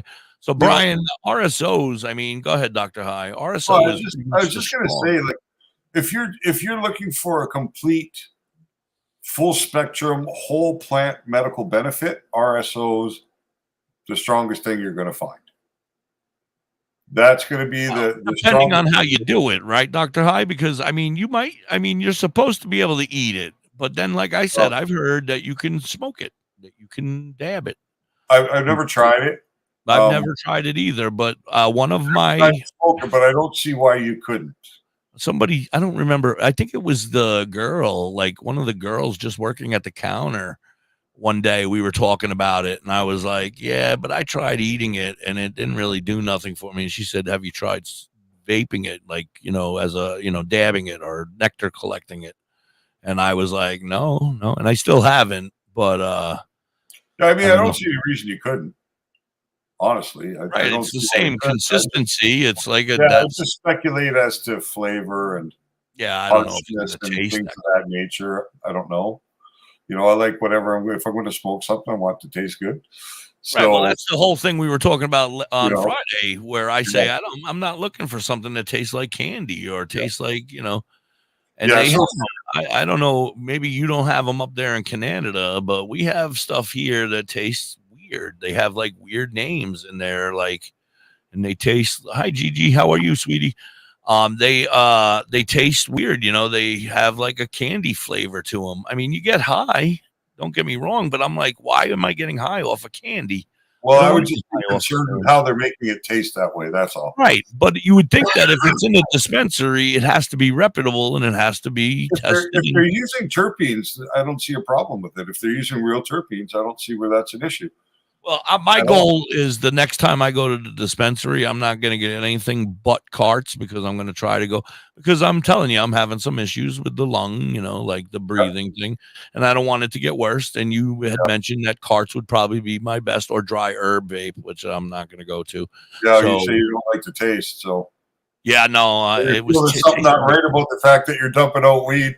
Yes, that too. I don't like throwing away stuff. I'm like, no, we got to smoke. It has no value by the time you're done with it. When it looks like tobacco, it's done anyway. But I know, but I put it in a bowl and smoke it anyway because I can't throw it away because I'm crazy. But I'm like, no, there's got to be something left in that. I'm not getting. I don't feel like I blow out that cloud. Like when you do that dry herb vape. When you can do that sort of thing is when you're making rosin. So if you're making rosin with a rosin press and you're putting the weed between a couple of sheets of parchment, or you're putting it into a bag and pressing it out, that weed, when you're done the press, those little pucks, we used to call them, because they're like firm little chips, right? They're like pucks when they come out. Hot, right? Yeah, exactly. You can still use those for edibles, right? There's still some value in them for that, but yeah, but weed, when it comes out of your rosin are you talking about like dabs and stuff when you crush them and that juice comes out? And yeah, when you squeeze them, when you use heat and pressure to extract the oils. Yeah, see, I've never extracted. I'm going to tell you, I have smoked weed. I've smoked weed. I pretty much have smoked weed most of my life. I've never really done any of those other things, like even the attempts to grow, I wouldn't even call them real attempts. They were like half-ass. Hopefully something happens. This last one, when everybody was involved, we'll just say it was pretty successful. I considered it successful, but if you're the way you talk, it was a joke. It's easy to do. It's easy to do, but you have to give it some love, right? You got to put in some time. You got to give it some attention. Well, yeah, now I know a little more. You think it's a weed and it would just grow. You like put it outside. Well, it will. It will absolutely just grow. But would you want to smoke it when it's done? I don't know. Like, I've seen some pretty ugly stuff. I can tell you, this is a crazy story, but one night I had a couple of female friends over, and we were planning on spending a nice evening together, the three of us. And I had a next door neighbor that I had lived next to for about 2 years and then moved away. So here we are enjoying our evening, and then there's a knock at the door, and I go to the door, and it's my next door neighbor, Tim. And I'm like, hey, how's it going? I haven't seen you in ages. He's like, I just came to do a couple of things. I thought I'd stop by and smoke a joint with you. I'm like, oh, sounds good. Come on in. So he comes in and he puts this stuff on the table that was so ugly. It was brown. It was just ugly. And I was like, smell bad too. Like, yeah, it was just really ugly. I didn't smell it or anything. He brought it. That was his weed. I wasn't going to make him feel bad about it. But in my head, you weren't saying, hey, that looks like dirt. Let me go get mine. We've got something fun going on here, and you're coming in to disturb. And this is what you're bringing. You're bringing a bag of swag. What? Let's get this over with, and we'll see you later, type thing. I tell you, we smoked that weed, and it ruined us. We were all so stoned. That's the best ones, man. Those ones that you don't. Ugly weed that we all sat around so stoned for so long. The one girl had to. She was modeling at the Detroit Auto Show the next day, and she's like, I really need to go. And I'm like, don't go yet. And she's like, no, party hasn't even started. Tomorrow at 8 in the morning, I need to go. But we got so high, we lost that couple of hours. So I'll never forget that event. Absolutely. Let's talk about something. You made me think about something. Remember when we had creeper weed? What's that all about? Tell me about creeper weed. Why it was creeper weed. I think it was I don't think it was creeper weed. I think it just took a little longer for you. I just think that came at the time when we were kind of transitioning out of the weed you'd buy an ounce and it would have 60 fucking seeds in it 60. To the point where we're getting weed without seeds, right? Right. So to the hydro phase. Yeah, becoming more intense. And I think it was not so much that it was a creeper, because even now, when you smoke in a bong, so you feel it probably a little bit faster, but when you smoke a joint, before it really settles in, it's 10 or 15 minutes, right? It's like I can be stoned smoking a joint while I'm still smoking it. But 10 or 15 minutes later, the high has just really That's when the whole thing is officially it's really just kind of settled in there, right? So I think that's where the play came from, the creeper, because you started feeling it differently. I don't think it was any specific kind of weed. It was just a transition from what we were used to the infancy of what we're used to now. What we're in now, or what we're you know what I mean? In Like the future. when I find a seed in weed that I buy, I'm like surprised. I'm like shocked. Oh yeah, I've found a couple in my time from the dispensaries, you know. And Yeah, I but definitely very rare. I put them to the side, and I'm like, "Yo, bonus! Yeah, I got but me some Gorilla Glue over here." I don't know if you've ever heard or not, but some plants can switch on you. They can be hermaphrodites. Oh yeah, no, I've heard of those. So some cannabis can switch on you, or sometimes you can end up with one branch on the plant will pop some seeds, while the rest of the plant has none. The rest of the plant will have none, right? And then, that one And branch. it's just can be weird sometimes. It's a freak. Well, from what I understand, it generally has something to do with a shock to the plant. So yeah, like bringing it outside and putting it in the ground. Yeah, like something has happened to shock it. It took so maybe that branch, when you walk by it in the grow room, got snagged and got a little break in it, a little crack in it. Not enough to break it all the way off, but enough to do damage, right? Like So Hobbies and I would talk about that all the time, and sometimes he would just use some tape and try to save that branch. You can use plant tape for sure, because the plant will repair itself. I mean, one of the techniques, what they call super cropping, which is maximizing your yield, is actually breaking the plant in some weird ways. Like you'll take. I've heard about that. I've tried that in the past, and I think I failed because like those branches all died. Yeah, it's weird. Like you pinch and you'll twist a little bit. You feel a little bit of a pop in there, almost and then like a new branch will grow out of it. Oh, well, no. What it does is it creates a knot in the plant, like a big knuckle. Okay. That juices can it just absorbs more. The good stuff builds up in there. The good stuff builds up in there, and then it gives it more good stuff. Yeah, it's just I don't know. Weird how I got to do a commercial. Ryan wrote a question down there in the chat. When we come back from the commercial, you can answer that. And I have another question. No, I lost the question. Shit. Well, no. I have another question before we go. And you can think about this one while we're gone. I heard rumors, and I never knew this. And like I said, I'm not a professional. That's why we have you. The smaller buds, like when I go to the dispensary, they're like, oh, yeah, we have a container of ground, and we have some small bud, and we have some big bud. And then I recently heard her talking to another person on the other side of the room when I was buying from my person. She said the smaller buds are less potent. Yep. And they're from the bottom of the tree compared to the bigger, juicier buds on the top of the tree. So when we come back, we're going to discuss that and Brian's question in a minute. We'll be right back. You're listening to The Hippie and Dr. High hanging out over here on Facebook. Thank you guys so much. Everybody out there on Live 365 and tune in. Much love. Okay, men.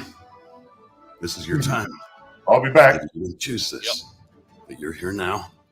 You're going to go out there and be an all-star caregiver. It's up to you. So what are you going to do? You're going to go grocery shopping, cook, clean, be there emotionally and physically. You got to dig deeper. Drive them to physical therapy, doctor's appointments. Don't you forget about the pharmacy. No, you won't. Because that's what caregivers do. Don't give up. Don't ever give up. This is your time to show the world, your family, and yourself that you're tougher than tough. Now go out there and be the best caregiver this world has ever seen. Caregiving is tougher than tough. Find the care guides you need at aarp.org/caregiving. A public service announcement brought to you by AARP and the Ad Council. Hi, I'm Danica Patrick and proud aunt. Watching my nieces grow, play, and learn is amazing. But not every child gets to be carefree. 1 in 6 kids in the U.S. are hungry. 1 in 6. That little girl sitting alone at the playground, she can't play like the other kids. She doesn't have the energy. Thank you guys so much for hanging out. Please give it a share. Let all your friends know. This will be on all the time, so you can watch it tonight, tomorrow. Let them know if there's any information you guys need. Please feel free to ask questions. That's what we're here for. We're here to help you guys. Anybody who you might know who might need some help with some questions, send them our way. Learning and having fun. These children shouldn't have to miss out on simply being a kid because they're hungry. To find out how you can help end childhood hunger in your community, visit feedingamerica.org. Brought to you by Feeding America and the Ad Council. Hey guys, it's the Hippie here. Go check out Vern at You Have Me Hooked 23 on Etsy. And if you're over here on TikTok hanging out, pick her up. It's You Have Me Hooked. She is one of the best crocheters I've ever seen. I love her to death. Go pick her up, guys. She's amazing. You Have Me Hooked 23 over on Etsy, or You Have Me Hooked on TikTok. Much love, Vern. Say bye-bye to bottled water. Holistic Health Water has certified medical-grade water ionizers that make 7 types of water, including healthy alkaline. There's a 5-micron filter that lasts up to a year, and each machine lasts 25 to 30 years. Simply attach to your faucet or install under your sink. Even get a mineral spa unit for your shower. Go to ownyourwater.org to get a free ebook. Plus, pay for any machine in full and get an extra filter free. Change your water and change your life. Ownyourwater.org. I just want to give a huge shout out to Chuck over at Collins Painting Ltd. You can find them over on Facebook. They're in Ellensville, New York. Wow, what a great team over there. Really amazing, and always supporting us here over at WTHC. We're back, WTHC. It's 11:27 over here on the East Coast. It's Monday, July 3rd. Happy Independence Day to everybody over here in America. Happy Canada Day to you guys over there in Canada. That was this weekend, right? It was. Thank you. Yeah, that was on Saturday. Yeah, Pothead went out and celebrated. She said she was floating down the river and having a nice tubing, eh? Went tubing, down the river somewhere. Nice. Yeah, she was over by you, I guess, last week too. She was in Quebec for a little while. I guess that's near you, no? That's halfway. Oh, halfway. All right. Yeah, I guess there was a big celebration in Quebec for something last weekend. Yes, what they call Saint Jean Baptiste. Yeah, it's she was their there. own. The Quebec doesn't. They're a part of Canada, but they're more independent, right? They have their own ways there, and they have their own national holiday, which is they call Fête Nationale or Saint Jean Baptiste Day, and that's on the 24th of June, I believe. Yeah, sometime last week, I think she and her husband went for the weekend. When you live in Quebec, it's nice because you get 2 holidays in a week, 2 long weekends a week apart. So it's kind of nice there. The rest of the country only gets 1, but they get 2 there in Quebec, so works out pretty good for them. Quebec is where I want to go. That's right. Holidays. So all right, your question was? I don't remember. What the hell was it? I don't remember. Oh, man, it's gone. Fuck. All right, well, let's go to Brian's question. All right, you have to have some kind of license to grow CBD in a state that it's not recognized. So CBD, it's hard to grow just CBD because it's one of the cannabinoids in the cannabis plant. And cannabis plants have THC also, for the most part, at least a little bit. So what you're looking to grow is industrial hemp, because hemp, by definition, has 0.03% THC or less by weight, and that is federally legal in the United States under the 2018 Farm Bill.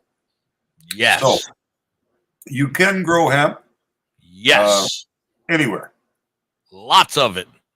But you have to figure out how to extract the CBD, and that's where you're going to have to do a little bit of work, Brian, because that is a process on its own. First, you have to take the buds. You need to extract them into alcohol or CO2, or you need to make a concentrate, and then you need to distill the concentrate to separate out the CBD. So by the time you're done, you'll have, $10,000 in equipment, and a year's worth of learning. Brian, let me recommend this. Go to your local vape shop or place like that. If you can't get it, at a dispensary or legal place, a lot of vape shops sell CBD, and you can get a cart or, juice made with CBD. Honestly, what I would do is I would Google CBD isolate in the United States. CBD isolate, somebody will be selling it in the US. So you'll be able to get your CBD isolate and then make your own devices. There's no... Your own carts. It's so much cheaper, so much more effective. You know what's going into it. That's what I would do. If CBD was what I was after, I would always make my own preparation. And that's the way to do it. Because CBD isolate, you can probably buy it in California for $17 a gram. 1,000 milligrams for $17 or $20. By the time you ship it, you know what I mean? So you buy an ounce. You spend $500 on an ounce. And you won't need to buy CBD for quite some time. You can make oils. You can fill capsules. You can cook with it. Make rubs. You can make... Yeah, you can do all kinds of stuff with it.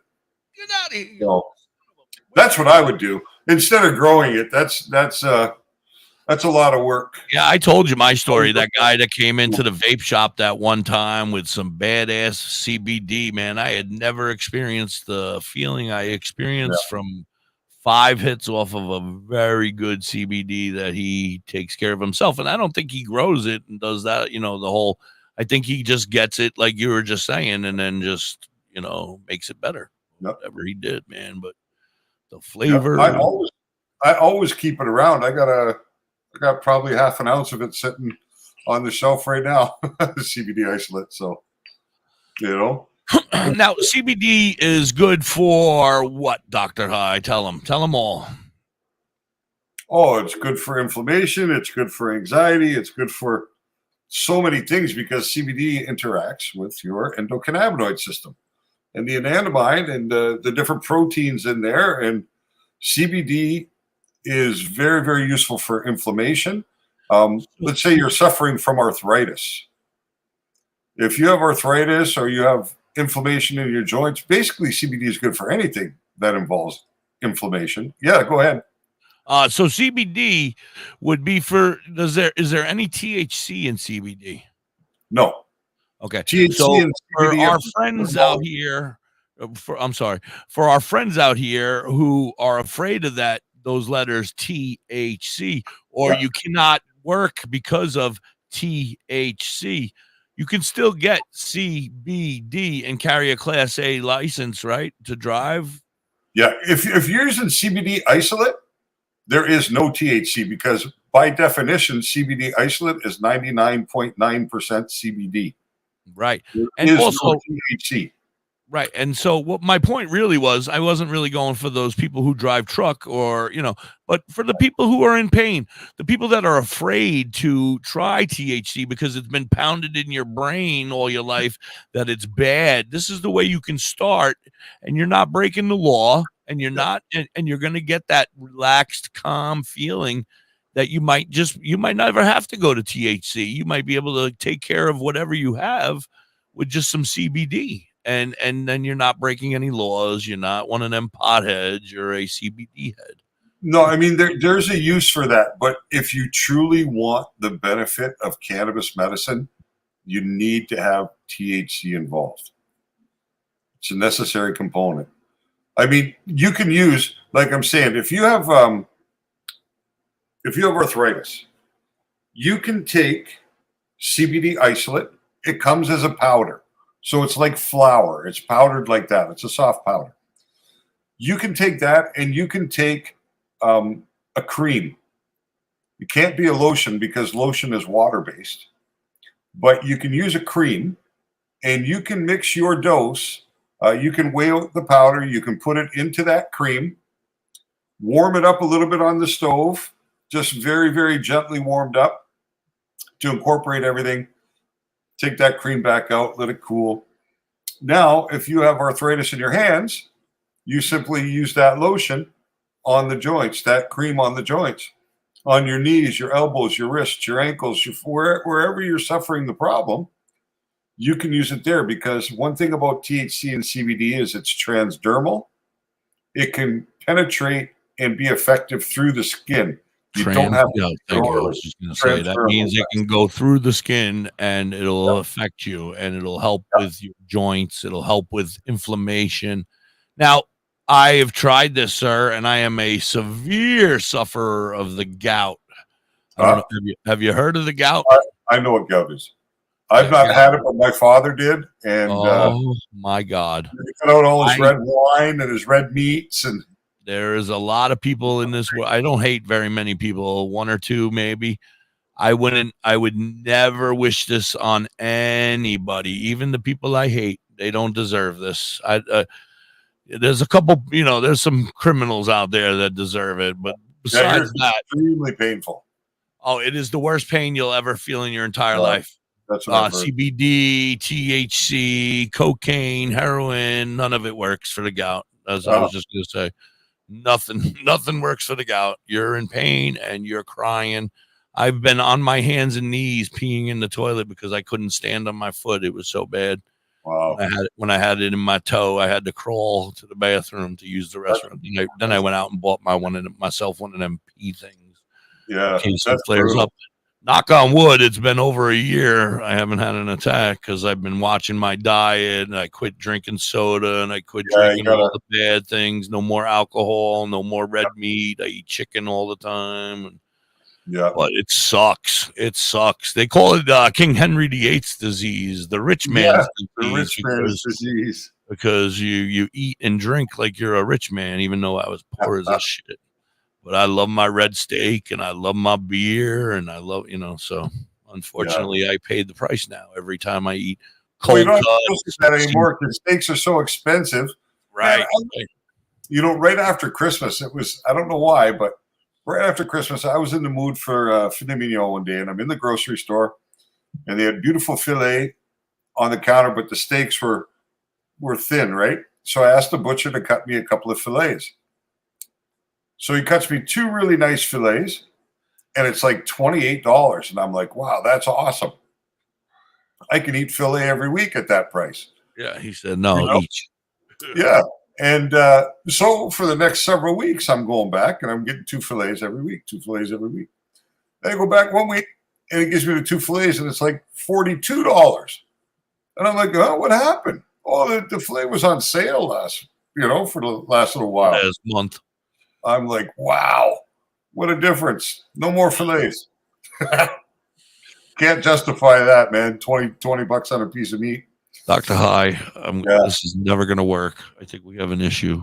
Our show is never, because every fucking time I forget to fill my coil, and I just burnt another coil talking to you and not paying attention to how much juice is in my goddamn vape. I can't afford to go through these coils like this, Dr. High. I'm telling you, got to try and find one with a ceramic coil. That way you'll never burn it again. Yeah, I know. I'm going to look into it. But I have that P&P, so it's just a pop it in, pop it out real quick, easy flip, Yeah, I know it's an easy fix, but if it's ceramic, the cotton will never get screwed up because it doesn't exist. And the ceramic, you can't burn the ceramic. So it tastes like poop again. Tastes like shit again, Dr. High. Yep, that's the way it happens. Luckily, so what's this? Sometimes when I take RSO, it works great, but sometimes I can't tell if it works on me. So I stay smoking with a high THC, at least 20%, but no CBD. They work best together. This is a funny thing. If you can get a higher percentage of CBD with the THC, you'll get higher. Your body will feel different because they actually work really well together. Yeah, because you're going to get that relaxation as well, that calming feeling that CBD gives you. So you always want to have a little CBD, especially if you're using it medically. I feel, I'm no professional like this guy, but I always try to have a little bit of CBD, but I'm going to change because you told me the last time, and I'm going to carts, I'm going to go 100% distillate. Right? You said get one of each. Yeah, because if you're looking for like I say, instant pain relief. Yes. Or as quick as possible. Yes. Distillate is the most intense preparation you can get of THC. Dr. High, I have a question. Yep. Yeah. All right. So Brian said, yeah, for his back pain. Yeah, I have back pain. I'm probably not nearly as bad as yours, and I would never compare anybody's pain to anybody's. That's not right. Well, it's different for everybody, right? Right. Yeah. Everybody, but nobody knows how much pain you're really in, and you can't explain it. And it pisses me off because that's a fight I have constantly with the amount of medicine that I use. Even when the doctor says on a scale of 1 to 10, your 7 and my 7 ain't the same 7 necessarily. So that doesn't tell you shit. I could be, my 10. 4, give me the oxys. Right. Whatever level gets me the morphine, because I don't even want the oxys or perks. I just want a shot of morphine. Dr. High, my next question is so marijuana, or medicine as we call it, it ends up in your veins, right? I mean, it ends up in your bloodstream, correct? And that's how most of the effect you get, or am I totally off? Well, that's why smoking is the quickest, because it's able to pass through the lung wall directly into the bloodstream, right? And then to the brain. So, okay. And that's how the THC works. The rest goes and activates inside your endocannabinoid system. That's why edibles are different, because before you go on any further, let me cut you off again. Because my point being is, like, we've already figured out how to put it into a liquid. We've already figured out how to, why can't we figure out how to make it last longer? Or, so like, instead of having to smoke it every hour, like I have to, have that effect last longer. And how come we can't inject it, into our bloodstream, like on an IV, and I'm whatever. I'm just asking general. To say that's kind of chronic, hippie. Well, I don't think we need an IV of it, but an injection in the morning that would last me 8 hours of a nice buzz all day would be, I'll tell you a funny story. I used to tell my wife that I'd never shoot drugs, but if you could put weed in a needle, I'd shoot it. Right. I'd be in. And the very first time I smoked distillate comes in a syringe, right? So, or it can come in a variety of forms, but you buy 1 gram, it comes in a syringe, and you squeeze it out from there most of the time. And you smoked it. Yeah, if you smoked it, but that's the way I was buying it. When I first saw distillate, right, how did you I graduated from syringe to baby food jar to mason jar. That's the transitions I was making. That I was making it. So all right, yeah, well, you're crazy. All right, but I'm going to the dispensary. How do you smoke distillate? I mean, vape it, right? Yeah, you could use a portable vaporizer, or you could use a dab rig. So okay, so you can I dab get it. so wrecked that day, and I go home, and my wife, she looks at me when I walk through the door, and she's like, "What the fuck happened to you?" I said, well, she said, "You look so stoned right now." And I said, well, actually, you know what? I think I finally found my limit, and that's weed in a syringe.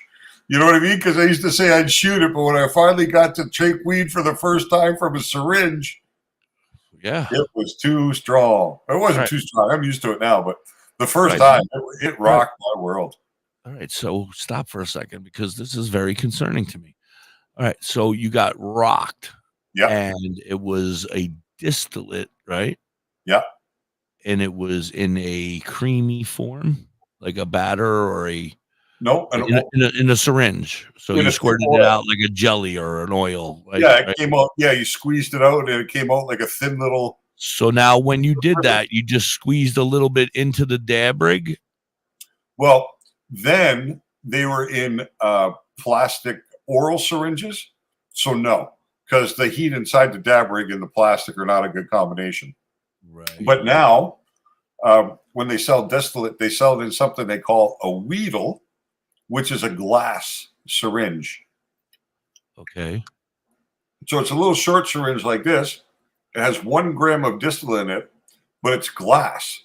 So you can actually squeeze your distillate out till it's hanging off the end, and then put it right into your dab nail, because glass can take the heat.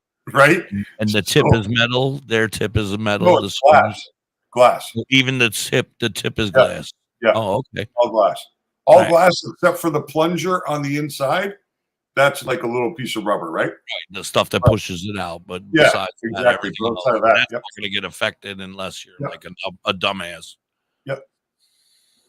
So now, is it like can you do me a favor? You have access to a computer there or something? Can you look up my dispensary and What? find out if my dispensary sells distillate like you're saying? Because I don't think it does. I don't think the United States has it. Your dispensary's online? Oh yeah. Okay. Hold on. I can buy online. I don't know how to say it though, so we're gonna be in trouble. So spell it for me. No, I don't even know how to spell it. Oh, hold on, I might be able to spell it. Let me see if it's on one of their containers.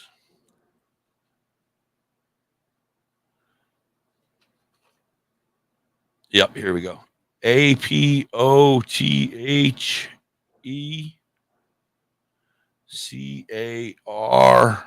Apothecary. Yeah, apothecarium or whatever. Yes, that's so. Where is it? It's the one in Scranton. I mean, the one in Stroudsburg. So it's not apothecary. After the R, it's IUM. Apothecary. IUM, yeah.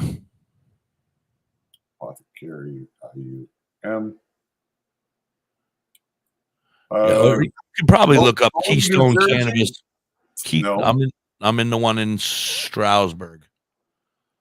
Stroudsburg. How do you spell Stroudsburg? STROUD. STROU. Stroudsburg. I got it. Yep. Apothecarium Dispensary, Stroudsburg. Yeah, it used to be called like Keystone Cannabis Remedies. That's right. Yeah, Keystone Canna. I see it. Yep. Now I'm looking for a distillate.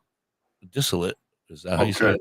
So you're looking for THC distillate. I'm just trying to get to. And I want big ones like 7 grams, 10 grams. Well, I'm sure they only sell it in grams, but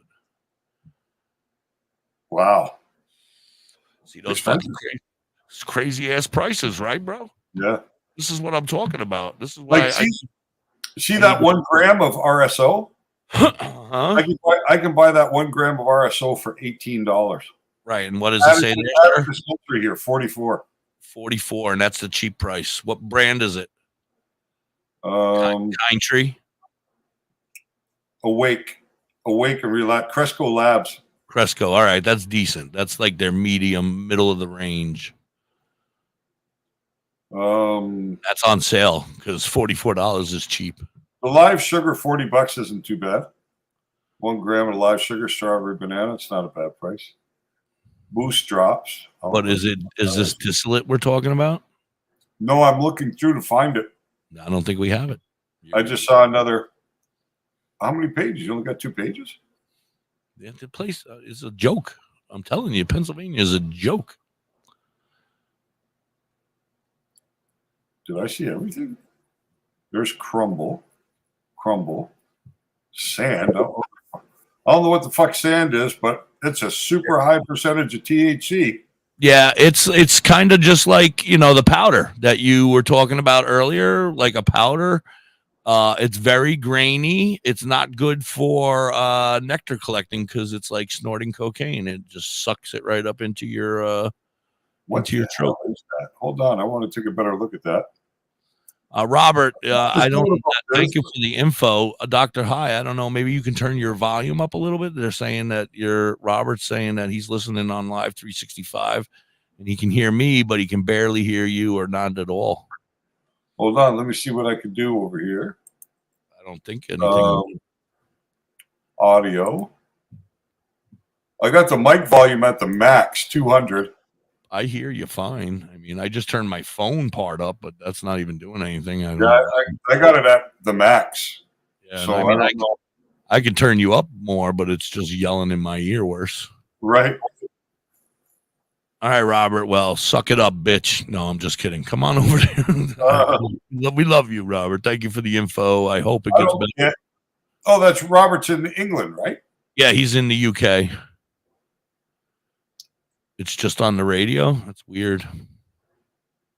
Is anybody else out there listening on the radio? If you're out there listening on the radio, please come in and tell us that Robert's crazy.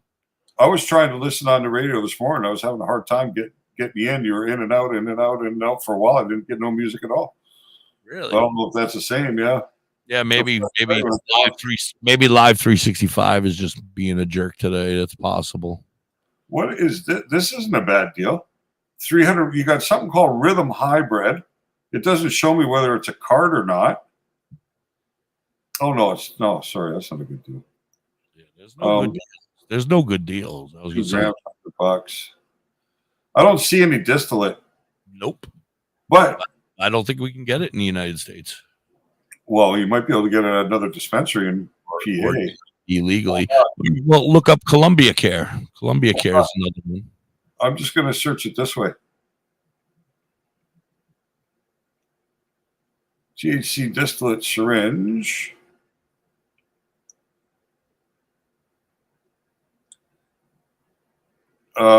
In Pennsylvania, right? Yep. PEN. Oh, you spent a couple of years here. Yeah, I did. My buddy Al might have been one of your COs. Okay. You never know. Yeah.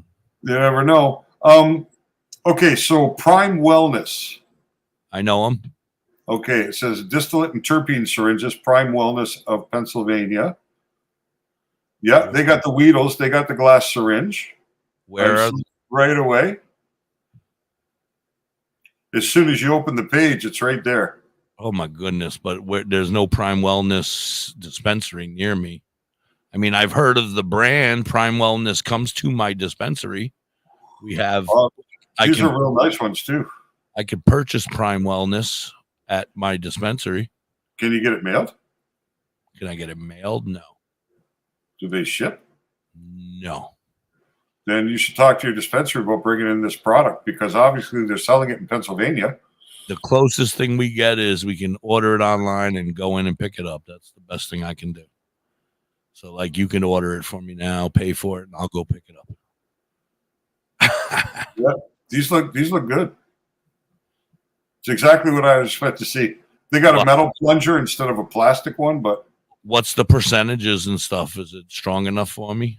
Not showing, but if it's distillate, it's a minimum of 74%, and probably a maximum of around 92 or 93. Just depends on how far they process it, right? All right. So now Prime Wellness is a brand near me. Now, if you go back to Apothecarium or whatever the fuck the name of the place is, Apothecarium. Or Columbia Care, maybe Columbia Care has it because I've gotten Prime Wellness numerous times in flour. Standard Farms, CO2 oil syringe, sativa syringe. Standard Farms is another. Ascend Cannabis in Scranton. So there's another company called Organic Remedies. I've heard of them. That produce the distillate syringes, 1 gram. Are they in Scranton? Because Scranton's okay. I can go that way or I can go Stroudsburg way. 605 Davis Street, Scranton. Ascend Cannabis. That's the name of the dispensary? That's what it says, Ascend Cannabis. Yeah, they got THC distillate syringe, $46. Not a bad price. I mean, for a gram or a half gram? For a gram. And then you're going to tell me that I can nectar collect that and I'm going to get rocked. Yeah. Oh, baby. Because this one here is at 88%. Yes. Non-strain specific, THC only. It's 87.9% THC, Delta 9, 2.5% CBG, and 0.5% of CBN. Yeah. That's the only one I see on their menu. But yeah, they have. Oh my God. What, Ascend, right? Yeah. Ascend Cannabis, yep. In Scranton. All right, I'm looking them up. That's where I'm going next. I'm going to have to make my first time visit, so I'll have to be a new customer there. I hope it's not too far away. Then you got where else do you got? You got in. Did you look up Columbia Care? Huh? Columbia Care. That's a big one. That's a big one here in Pennsylvania. They have like 10 or 12 different locations throughout Pennsylvania, maybe even more. Columbia Care. And there's one in Scranton. That's where I used to go. So it says Columbia Care locations in PA. Yeah, Scranton. I'll just open one of them to see, get to their website. Or Dixon City. I agree. Enter. View medical menu.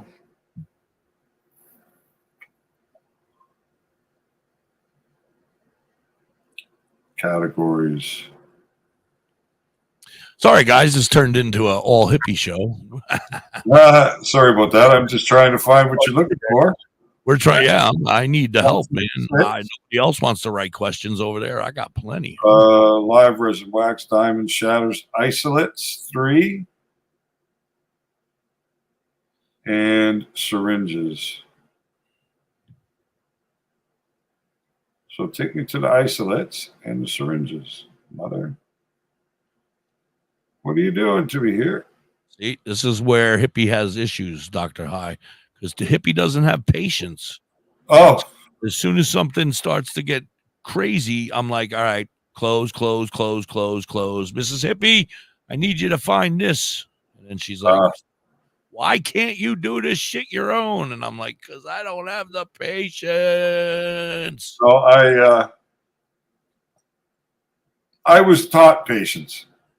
Yeah. Patience or a virtue is what I was always told, and I ain't got none.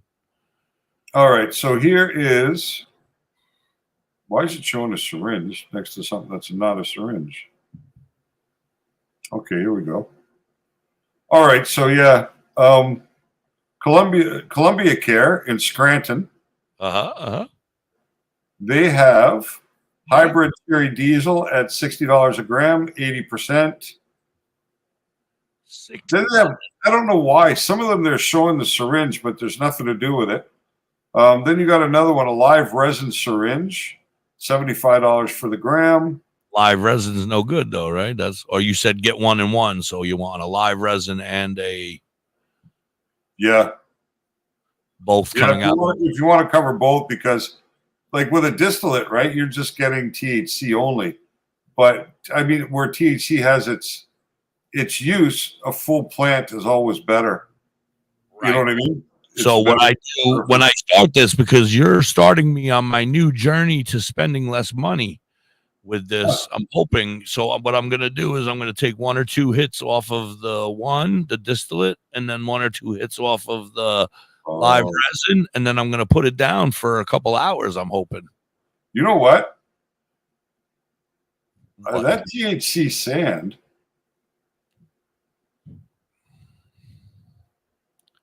That's interesting. Oh, good. Because it's THCA, so it's basically what they've done is they've made THCA diamonds. Have you heard of those? Oh yeah, I've had them. They're harsh as fuck, man. And it's been ground. That's why it's sand. To a powder. They powdered it. Yeah. That's all. It's THCA diamonds. That's the most potent preparation you can find. Right there. THC diamonds. So that's what I need. Yeah, because a diamond is THCA. It's full THC. It's THCA diamonds and CBD isolate are the purest forms of those 2 molecules you can get. Sometimes, though, you can buy diamonds and what they call diamonds and terp sauce. And if you want better flavor, then you want the terp sauce, right? That sand is going to be nasty. Most likely it's going to taste like shit. But if you can get it so that they're actually like look like little pieces of caviar inside of an oil, then you'll get the flavor, because those are all terpenes. All right, I got a couple questions for you. Yeah. All right, so lately I've been getting some of my dabs, and now they're a gram, okay? Yeah. I don't understand, like, how do you, like, doing a dab rig, All right, if it's shatter, I can understand. You break off a little piece and you drop it in. Yeah. But like getting the dabs into the dab rig, and how do you? I mean, a gram is only going to be what, 2 hits, 3 hits? Is that how it is? I mean, technically, a gram should be 20 hits. Right, but it's not. You know, it's not. Well, it's like there are. It's a mess. If it's one of them batters or one of them other slimy things, you're like sticking to everything, and I'm like, oh. But well, you could keep your concentrates in the fridge. You know how hard it is to get less these hands? What's that? You know how hard it is to get it off these hands? They're soft and fluffy. Yeah, I imagine those hands would be really tough to work with. My coffee table has a 2 foot by 4 foot silicone mat on it so that shatter doesn't stick to the table. Right. So, That's what I need. But I mean, I just feel like it's such a pain in the ass to work with. I mean, shatter, okay, you could chip it and take off in the decent little size, and you can actually take your time with it. But use a dab tool, right? I use like this, the little metal thing, and I kind of like. Cool. But I've never had a real dab rig. You know that. I told you. I showed you that little piece of shit that I had. So I've seen people do it. And once I saw people using like thermometers to see how hot the shit was, I was like, I don't want that. I don't want to deal with all that. I just want to get fucking high. I don't want to. I'm not here to. There's another way you to impress people. I don't want a big bong that people will be like, oh my God, look at how pretty the smoke is. You can do something called cold start dabbing too, which is where you put in the concentrate before you put any heat on the nail. Okay. And you heat it only to the point where you see it liquefy and start to bubble. Then you're done with the heat, and then your temperature is just about right. But then you got to put, like, I got a puppet on my hand. I can't be dabbing. Yeah, well, that's you're a little tough in your situation right now. But. And then I'm supposed to move a cap around, and I'm supposed to, that's all. Yeah, but that just creates a convection effect and helps move the oil. Yeah, I never really learned any of that shit, so I really don't even know what the hell they're doing. Dabbing like that is a chore. It's a ritual. You got to be into it. So, right. Veronica. Hello, Veronica. She says, I'm looking into something more with shatter, but what would be best with my seizures? Well, he has a seizure section. CBD is definitely what you're looking for to work with the seizures. What do you mean by looking into something more with shatter? What is it you would like to know about? I know Vern pretty well, and she's pretty much a lot of flower on the regular, so maybe she's looking to go towards the concentrates. Yeah, CBD is what you should be using for seizures. Absolutely.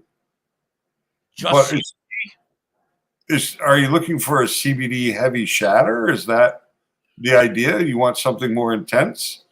No, so you'd have to look at the strain profiles, but are you buying from a legal dispensary right now, Veronica, or? Oh, yes, she has medical. Okay, so medical. So you should be able to find if anybody's doing it, because you can make shatter from any type of cannabis, right? So if you could find someone who is making it from Charlotte's Web or from White Widow, something with high CBD, but you should be able to read the packaging and determine the percentage of CBD, but you can smoke high CBD shatter, or like I was talking about earlier, CBD isolate. Yeah, that's the problem in a lot of dispensaries. I see that too. Plus, they're in Canada, they're restricted. They can't talk. They can't talk like I speak. They're not allowed to provide this type of information to people. So. Right. And when you go in there, you probably have more knowledge than all of them put together, and then you're talking to a bunch of dumbasses, and you're like, I pretty much just ask them to pass me products so I can have a look, and then figure them out for myself where they're at. Right. Oh, they don't even let us touch them. We're not even allowed to touch them. They're like taking the shit off the shelf and putting it on the floor when they walk away. They're like, no, don't touch it. I'm like, I just want to see what percentage it was. Fuck, man. Yeah, I mean, you need to, because in Canada, they've taken away all the traditional methods of buying, which is sight and smell and tactile, right? But with concentrates, all you're ever going to get is the smell and the visual. You're not going to be able to really touch it. A lot of them are very kind of wet preparations, but that's what you should be looking for, Veronica, is high CBD. Is there a reason you want to go towards shatter, or is there a specific reason you want to stray away from the flower, or are you just looking for a more intense effect? Or if I can understand that, perhaps I can. Oh, well, yeah, that's probably quite true. I'm familiar with cannabis in Florida. I have my stepdad's girlfriend lives in Florida, and he's in Florida half the year. So, and they're medical users. So, yeah, I understand that for sure. I'm on pens and flower, but would rather have something stronger. Well, that's She's probably looking for that recreational part as well. You know what I mean? right. So for this, I'm in the woods. I wish I could grow. Yeah, Florida would be a great place to grow. You probably pull some bumper crops down there for sure. You got the right weather as long as you get it up for hurricane season. So you want to kick it up. So shatter would definitely kick it up for you, because then you're taking something like with flour, even with the pens, depending on how the pens are made, they're probably not far in excess of 50%. THC, CBD, depends on the preparation. But if you go to shatter, you're probably going to be up in the more of the 60 to 70% range. So yeah, it'd be going up from there. You have THC distillate, full spectrum oil. These are all getting you up into the 70s, 80%, 90%. That'll definitely kick it up for you. It's just the process for which you want to smoke it, right? Once you get into concentrates, you're getting 80-20 now. So 80% indica, 20% sativa, or 80% THC and 20% CBD? What do you mean by 80-20? Probably 80-20 CBD, 20. 80 CBD, 20 THC would probably be a great ratio. I think it's probably the opposite. So 80 CBD, 20 THC. So if you're trying to up the buzz a little bit, then you just increase the THC percentage, and that should change. Right. Go to like 1-to-1. Yeah, I was going to say 50-50. Yeah, if you go to a 1-to-1, then you'll definitely be kicking it up a notch. But the question is, will cutting back on the CBD actually be beneficial in controlling the seizures? That's the question there, right? Is it necessary to keep that CBD at that level to control the condition, or would you be okay at that lower level? And that's something that would have to be found out, right? Through, unfortunately, trial and error. Trials and tribulations. Yes, yes. Dr. High. Oh, yeah. It's gone. I had a question for Vern and you, but now it's gone. It had to do with CBD and 1-to-1. No. Okay, so it had to do with seizures. So seizures are, you say, not curable. Obviously, they're not curable from marijuana and CBD. But my question is, there's other attributes to seizures as well, correct? Other reasons people have seizures. Like my friend. Well, I think it's all neurological. Yeah, we were big pot smokers all of our lives, but he had a seizure every week, he still had that seizure. It was lack of sleep. We come to find out, if he didn't get a good 6 hours, that was a trigger. That would give him, all of a sudden the next day he'd be bouncing on the floor, and we'd be it'd be like a trigger for it, right? Yeah, like that. And I know Vern is not much for not much for sleeping. So is that what Veronica's saying, that a lack of sleep also induces? No, I don't know if that's hers. I know my friend was a person who. Oh no, I was just saying what Veronica had typed in the chat. Oh, okay, yeah. Like I don't sleep much, and then seizure time. So it sounds to be pretty much what you're saying, right? Is that can be? I may have hinted to her already that she doesn't get enough sleep, Vern. Well, you need to sleep, Vern. You can't be up crocheting all night, Vern. Well, it's about quality of life, right? And the cannabis can help improve it to some extent. That's right. So, Vern, what you need to do is you need to get yourself a good heavy indica and kick it up a notch, so that at nighttime when you're standing there at 11 o'clock still crocheting like a crazy woman, I say it's time to go to bed, Vern. You go in and you go lay down because you're sleepy because you're smoking an indica, which is going to make you sleepy. Life. I know, but it's fun. See, I like the sativas too, but I get in trouble on the sativas, and I think you and I are very similar, Vern, with our mental statuses. We both have that same condition that they speak of. I don't believe it, but is that anyway, ADHD? No, bipolar disorder. Bipolar disorder. Yeah, I have that on top of everything else that I have mentally. I haven't done much study on bipolar disorder and cannabis. I haven't really come across it yet. I guess it's something I should have a look at some point to see if there's a correlation there. But don't, if it's bad news, don't tell me, because Mrs. No. Pull the weed right away from me. She'll be like, see, this is why you're bipolar, you son of a bitch. Well, you know, the other thing Veronica could do is she could continue along the way that she is now and just add to it high THC. PTSD, ADHD, bipolar, and migraines. So 3 of the 4 I have books on: PTSD, ADHD, and migraines. And there's enough scientific evidence there that cannabis can be beneficial, that it's worth continuing on with that kind of therapy.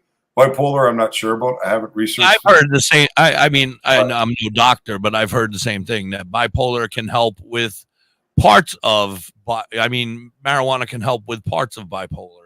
Well, you know, a lot of people that are bipolar turn to drugs for the self-medication. It's really a symptom of being bipolar is self-medicating, right? Me. It's all my life. It seems to be quite common with those things. So the severe depression, you're immediately trying the weed, and then you go to something else that makes you even happier. You know, it's just a vicious circle. Yeah, of trying to help yourself and make yourself feel better. You know what I mean? Yeah, exactly. But I'd sure like to know, Veronica, when you do try something new, I'd love to know how it's working for you. You know, I'm always curious. This is a lot of my learning has happened, and a lot of my curiosity stemmed from interacting with people who use cannabis as medicine. Right. And from really having a conversation and being involved and sitting in on doctor-patient conferences and listening to what the doctor has to say and what the person who was seeing the doctor had to say. And, you know, that's a lot of where. And then going home and doing your own research on it because you're interested.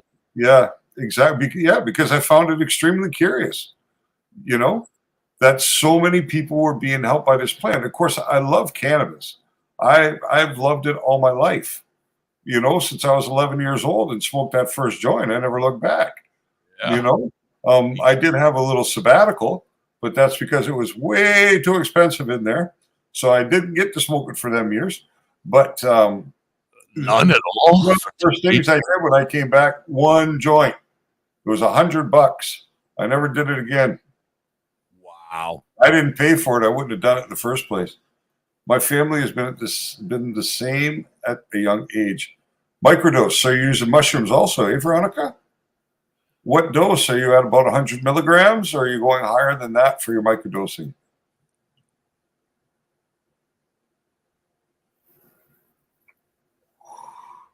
Yeah. There's a lot of things coming out about the mushrooms.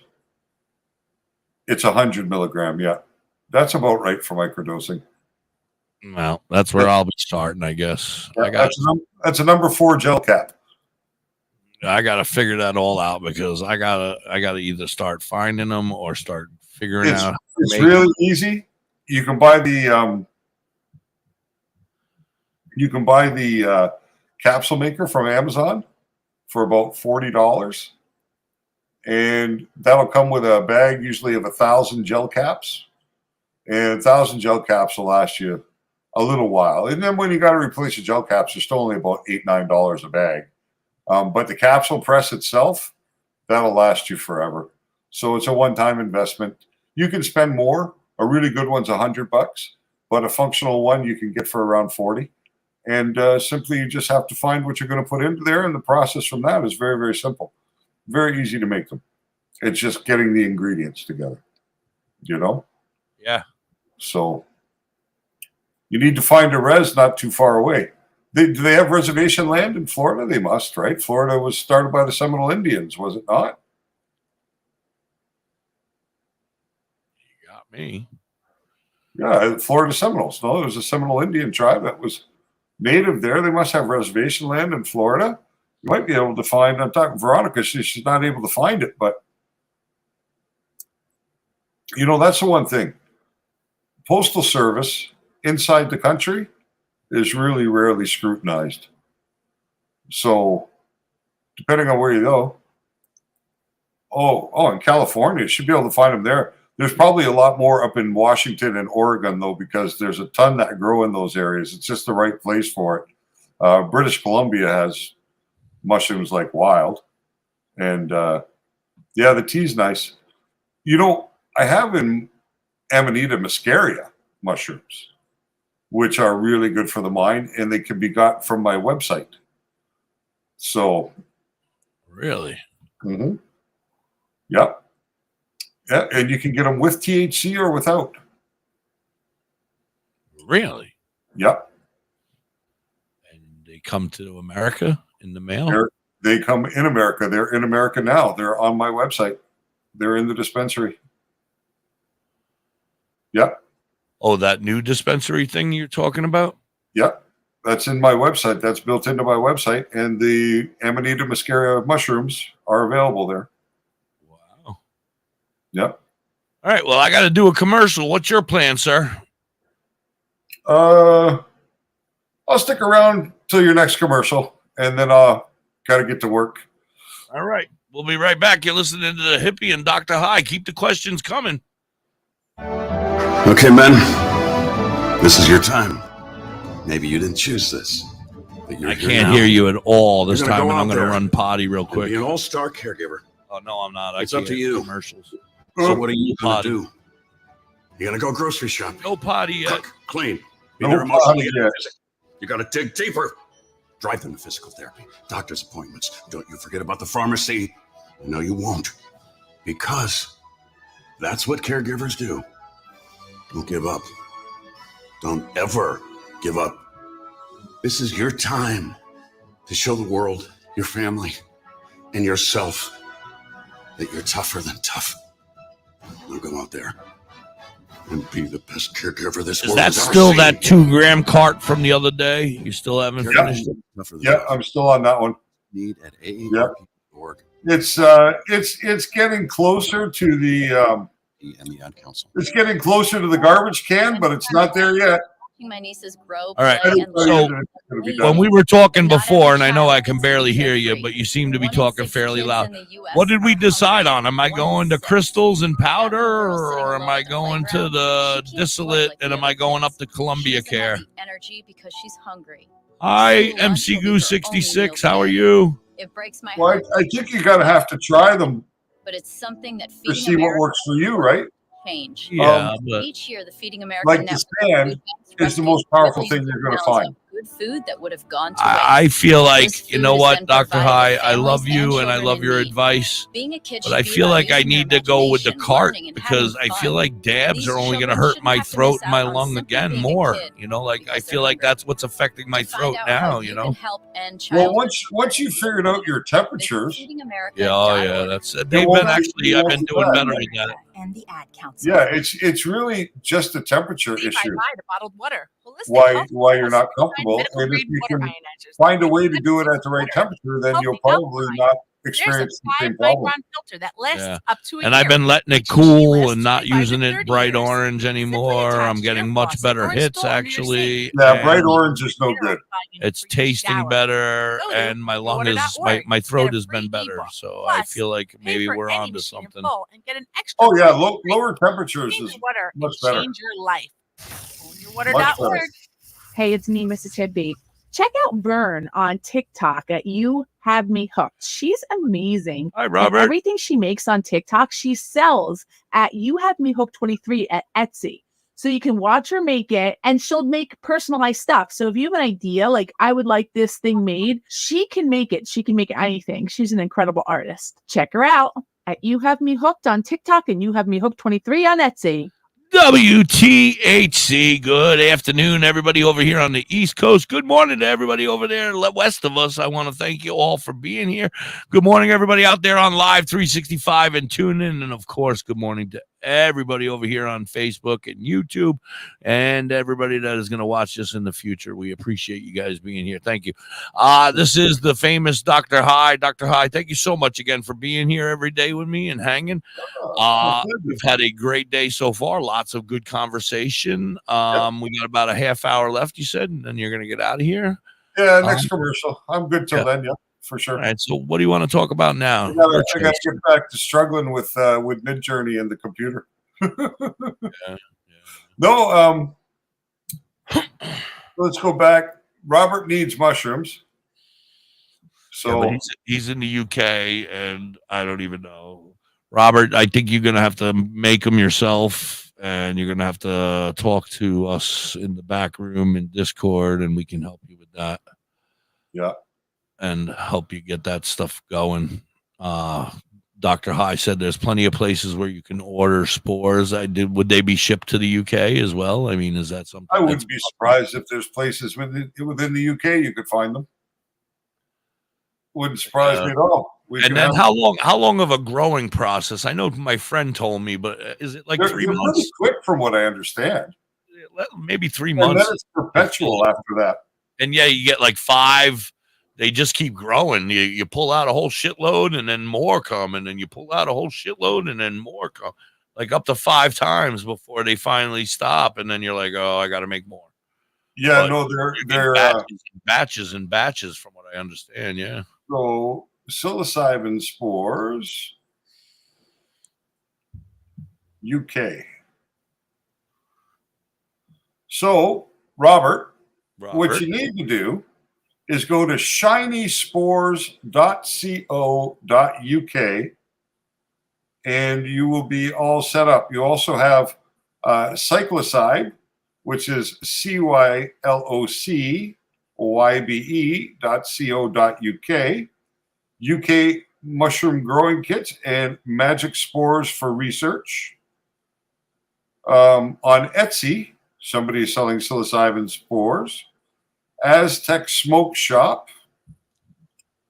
So, yes, you can produce your own mushrooms in the UK. It's probably the same laws like everywhere else. It's legal until you dry them, I would suspect.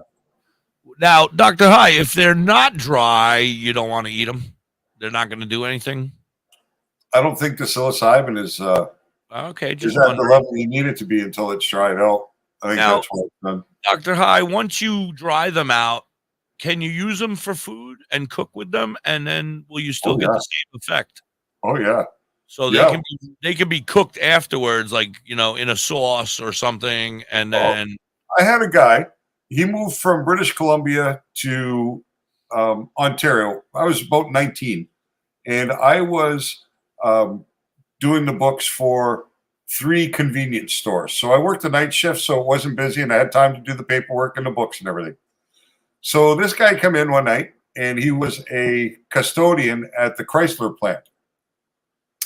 And he didn't know anybody because he had just moved there from BC.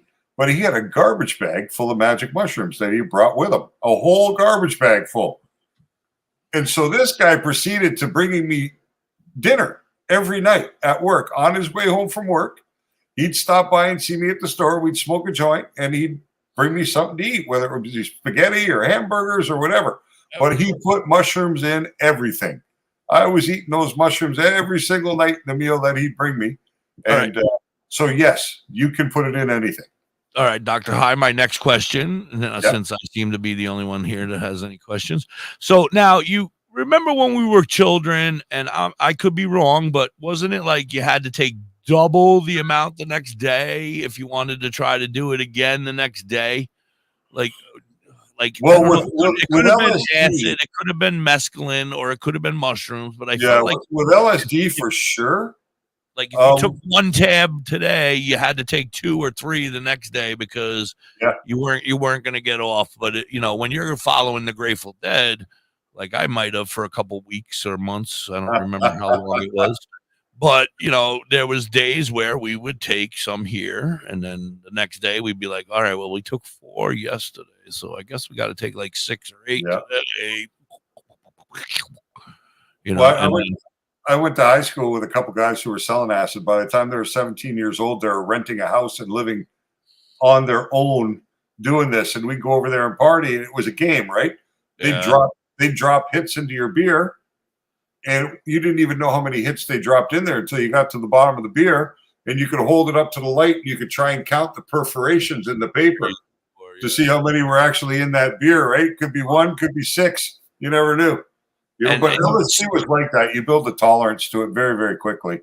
Now, but do you build that same tolerance to mushrooms? I would assume that you do, but I don't. Like I said, I was about 18 or 19, so we're going back like almost 40 years since that time with him. But I don't remember whether I built the same tolerance or not. I guess not, because if you're microdosing, I mean, you're taking the same 100 milligrams every day. Yeah. You're not upping it a little bit, right? Yeah, because you're not looking for, when you're microdosing, you're not looking to be high. You're looking to feel right? You're looking to feel balanced. You're looking to feel well. I mean, now when I was younger, of course, I was looking for that fun ride. But now I'm looking for that help in my brain where I need that help. Yeah, exactly. So that's why you should really need to up the dose, because you're just simply trying to alter your brain chemistry a little bit to have a more balanced experience, right? Right. To feel better. Well, our friend MC Goose 66 over there, she wrote, the customers are loving hearing this in the store, and that's the place I had just mentioned, saying that they just recently started. So customers in there, grab yourself a pack of Penis Envy and grind it up. Get yourself going, because that's what we're talking about. They're probably already encapsulating it for microdosing, I would imagine. Well, I know what I saw there was caps and stems, and in a little like 1/8 bag, or a gram. Well, you can buy it that way for sure. I have a magic mushroom, a psilocybin beverage here that's got 1,000 milligrams of psilocybin in one beverage. In one beverage, and that's why I never opened it. I bought it because it's a novelty thing for me. Because that 1,000 milligrams, like a dose of psilocybin, should be like. What was it? I calculated 25 doses in that can. So that can should be enough for 25 people based on 1,000 milligrams. So I think that's about 40 or milligrams. Even 10. Let's say 10 at 100 milligrams each, right? Wouldn't that be it? Yeah. But I think that's double what a recreational dose should be, because we're not talking about a gram of mushrooms. We're talking about psilocybin, a gram of psilocybin purely extracted. These guys who are making the drinks are extracting the psilocybin from the mushrooms and then using it to concentrate. Yeah. So that'll be next. We'll be smoking psilocybin and inhaling psilocybin. Yeah, apparently it turns into a gas, and then they have to recapture it from a gas somehow. I don't exactly know how. Who are the freaks that figure this shit out is beyond me. I'm like, who? I'm sitting around playing with mushrooms that are coming out of cow shit. Now I'm going to try to figure out how to turn it into air so that I can smoke it. Yeah. Who's the weirdo that's sitting around doing that? It's crazy. Well, it's a real quick delivery, right? Thanks, Elvis. You have a great day too. Thanks Elvis, buddy. Thank you for being in here. We appreciate you guys Victoria so much. Also, have a great day, Victoria. If hopefully you'll level up a little bit and find the enjoyment that you're looking for, because her secret is that she really just needs to get more. She needs to get more sleep. She just doesn't sleep enough. I feel like if she slept more, she would get less seizures, and she would be. I mean, she's always smiling and happy, but should look for some CBN then. Higher CBN. Yeah, higher CBN will help induce sleep. CBN and myrcene. If you want to sleep, you want a cannabis that's higher in CBN and have a terpene profile that leans with myrcene as the main terpene, the highest percentage. Yeah, and that will be a sleep inducer. That will help. Yeah, I've always heard myrcene is the one that puts you to sleep. That's in a lot. You'll find that a lot more in indicas than you will in your sativas. There's more myrcene, and then you got that limacine or whatever it is. That's Limonene. Limonene is your sativa. Yeah, that's going to be your sativa. Yeah, I'm learning, Dr. High. Yeah, that's more of a creative. I'm going to be a professional someday. I'm going to be a professional. That's good because you're going to have this platform for a long time, and people are going to need to know the truth. Well, you're going to be here. Thank God. I'm going to be here. But yes, anything that you can't help them with, maybe I could pretend. I'll be like, yeah, I heard that from Dr. High, I think. What's the percentage of CBD in that premium CBD vape? That's our friend in New Brunswick. Yep. That is MC Goose 66, which is Smoke 66. Smoke 66. But I think they're on Route 66 or something like that. Oh, maybe. Or for Route 66. We're in 4,000 milligram. Whoa. Nice. Oh. And that's in wow, that's a huge tank. Like that's a huge cart, 4 grams. That's a big one. Nice. I might need to get some of that.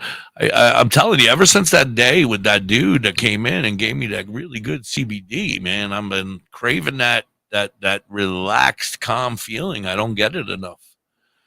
Dr. High, one of my things is that my brain doesn't shut off. Like when we're talking, it's going 700 miles an hour. I'm constantly thinking of new things, other things. You know, I'm a squirrel guy. You know, squirrel. So, like, I need to figure out how to slow my brain down so that I can relax and rest. It never feels like I relax. Well, it'll be interesting to see you have an opportunity to play around with some microdosing. Well, yeah. I'll be curious to see. And you should be able to find it. Like, just Google. I'm sure you can get that shit right to your door. You know? With no trouble at all. I'd like it to come in capsules already pre-made and ready to go. That's my idea. Just remember they'll be more expensive that way. Yeah. In the long run, it's cheaper to make your own. Yeah. You know what I mean? And it's easy. It makes sense. You know, you're 100% right. And everybody says it's easy. So and you know what you're getting when you do it yourself. Right. And that's the whole thing. Know your grower. Yeah. Know your grower. Yep. Because believe it or not, there are things you can do that are not the best to add weight. And I mean, people can spray their weed with terpenes. I've heard of guys that sprayed it with stuff just to make it feel sticky, like Kool-Aid, and God only knows, you know.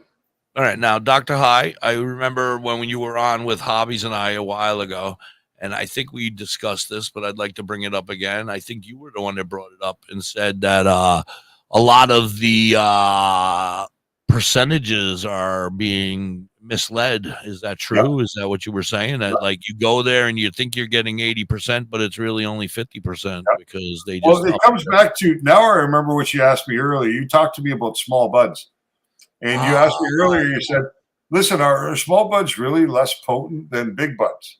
Yeah. Yes, they are. Because the small buds don't get the access to the light the same way the big buds do. And that's the difference, right? They end up being lower down on the plant. They end up not getting access to the same light. They don't tighten up the same way. And yet they are less. So you're getting a lower THC level as well, right? Yes. I mean, the stuff goes up to where the light is and gives it all the good stuff up there. And these guys get neglected down here. So when you're going to that dispensary and they're like, yo, I got a whole jar, a half ounce of small bud right here for you for sale for, $90. And you're like, oh, that sounds and like it could be 6-7% less THC. And then they're lying on top of it. They could be lying and faking it on top of it. Well, there's that. I mean, it's not my opinion. There's been some investigation that's gone on, definitely here in Canada. I don't know about the States the same way, but here there has been. And there have been people who have gone out and taken the sample from particular companies where the claimed THC amount, and they've bought that product right from a dispensary, just like you and I would, and they've sent it out to multiple labs for testing, like 3 labs or 5 labs for testing, and the THC percentage has been overstated about 80% of the time. Or so what they claim, inconsistent, 5 different labs with 5 different percentages, or some labs much closer than, you know what I mean? Like the testing labs that done through this investigation or whatever you'd want to call it, we're coming back with true numbers. But see, that can be manipulated. I could have manipulated that at the company I worked for, because all I would have had to done is I used to have to prepare a 50-gram representative sample from the harvest that was sent out to the lab for testing. Right. The only thing I had to do was make sure it was 50 grams. Now, it was supposed to be, under Health Canada, representative of the harvest, which meant colas, top buds, small buds, and everything in between, so that they could grind it up and get a true profile. But I could have loaded that sample with all top buds. All the big buds. Right? And then my results would have been one way. And that's what would have ended up on the label, because we would have been able to prove that our test sample came back at this number. But the problem is inside that bag, you might have only a part of a top bud or a top bud, depending on what you were buying, right? You see it all the time. You get this little tip of a bud, and then you're getting like, you're like, where the hell did the rest of that fucking bad Because boy a single bud can weigh 7, 8, 9, 10 grams when it's dried if it's a top cola. And if you're only buying a 3.5, you're not getting that whole bud, are you? There's no way you can't, because mathematically it doesn't work. And you don't think that, they're taking their own for themselves as well, those growers. They're sending out the stuff that they want to send out. But that in Canada, you couldn't do that. Even at the dispensary? I mean, we're at the growing companies? No, they weren't even allowed to give us samples. The first time I tried the weed that we grew was because it was for sale in another province. Like they had it in the marketplace in another province. And the owners of the company reached out to somebody they knew in that province and had them go down to a dispensary and buy the product and send it back to them so they could give it to the employees, so we could actually taste the weed we grew for the first time. Because we weren't able to even buy the weed from the company we worked for. That's all against the rules. Wow. You know what I mean? They've only just passed, I think in the last 2 or 3 months, they've passed so that now you can provide a sample to the dispensary. Like, let's say you're the grower, you can give a sample to the dispensary so that the employees can try the product, so that they have talking points with the customers. Right. You would want them to be able to know what they're talking about. What they they're can selling, pretend right? all they want besides buying it themselves and saying, Exactly. yes, that one. And that's only just been allowed. Yeah, So I don't even think it's we're official 5 here in years the in. United States. I still think they're buying it and checking it themselves and tasting it and saying, yes, this one is a good one. Because a lot of them will say to me, they'll be like, yes, I enjoyed this one. It made me feel calm. It was a very good, relaxing. This is high in myrcene. It's low in, whatever, and that's how they try to sell me on it. Yeah. And I'm like, dude, just give me stuff that's going to get me fucking high, man. I ain't got time to listen to all this shit. I got. But it's hard. We're all different too, right? So, see. But you never knew. I never knew that all this was so different, and there's so much that you need to know. Like, I mean, just that alone, just the fact that you're getting ripped off already by these dispensaries and these places, they're already trying to scam us already, and it's The other only thing you need to look for when you're buying from a dispensary is packaging date. To me, if I have to buy from a legal dispensary here in Canada, that's the first thing I want to know is what was the packaging date, right? Because some of this product has been sitting in a package for 6 months. 6 months. That's the stuff that goes on sale. So when you're cheap like me and you're like, I need to get some flour and I need to get as much as I can for as little as possible because the prices are outlandish here in Pennsylvania. I'm buying the cheap shit, the shit that's on sale, and I'm trying to get an ounce of it. And then I'm getting dry, crusty, dirty, hard nuggets that are sandy and just like. And the THC that's there, if it's 20% THC when it was packaged, it's not 20% when you buy it 6 months later, because a lot of that THC has converted into CBN. I was just going to ask you a question. Does THC lose its potency over time. Like, so Yes. when I buy a bag of weed back in the day, and I had a bag, and now I know everybody tries to keep their stuff fresh in a container, but back in the day, we didn't really do that. We kept it in a bag, we rolled it up, we unrolled it, we pulled out enough for a doob, and we, and that's how we lived. Does the potency get less when it's catching air like that, and when it's... Go ahead. Oxygen and light are the enemies of THC. So you always want to store it in the dark. THC, not the plant itself, the chemical. Yeah. Right. Okay. I'm just making it clear for everybody. We're talking about after harvest. We're talking about storage, right? Right. Like after it's dried, I just bought a bag, and now I have an ounce, or let's say I have an ounce of whatever, and now I want to keep it out of the light. Out of the light, you want to keep it in a cool place, and you want to keep it in the dark. See, that's how you extend your storage. Shit, I leave my shit laying on the table in the sun. I'll be like, all right, I'll be back in 20 minutes for that. I'll roll up another one, and I'm losing potency. Now it's 18% THC. Now it's down to 15 because I'm leaving it laying around in the sun because I'm a dumbass. If you have enough, you want to freeze it. You want to put it in a freezer bag, put it into a vacuum sealed. Get yourself like one of those vacuum sealers. Whatever it's called, I don't remember the name, but I got one here. We know what you're talking about. Yeah, use a little vacuum sealer. You seal it up. You don't want to pull it tight, but you want to pull it so it's snug around the plant, and you put it in the freezer, and then you'll have years without too much serious degradation. But even what I harvested last summer from my own plant, I still have, I don't know, maybe an ounce or 2 ounces left, but I'll never smoke it now because I've had it for so long that it's converted to, it converts over. It's not alcohol, but it's not, it's not what it was when it was harvested. So over that period of time. So now, you sell it to some kid in the street. Yeah, I could, but I wouldn't because I was here. What I'm saying is it, but it's I don't think. Yeah, that's what it is now. I mean, it'd be okay for cooking with maybe, but it's not really enough to be going through the effort, right? Right. So it'll end up just going in the trash eventually when I going into a sauce or going into a trash. But yeah, for storage, you really want to take care. Now you can actually increase proper storage can actually make your weed better because the longer it's stored under the right conditions, the more plant sugars are leave the plant.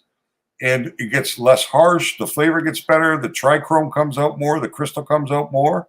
So weed properly stored in a glass jar under the right conditions can really actually improve over time. Can become a nicer smoke. But it won't get stronger. But so like a cigar, it gets better with age. Yeah, it can be aged if it's done properly. But most of them, I can't even keep it in a fucking bag regular. I'm going to try to properly in something else. You have to have enough of it to be able to do that.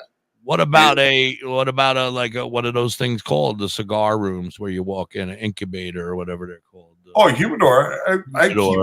Can you keep your weed in a humidor? Is that suggested? My weed in a humidor. You do? Yeah. I got a cigar humidor right on my coffee table that the weed's in.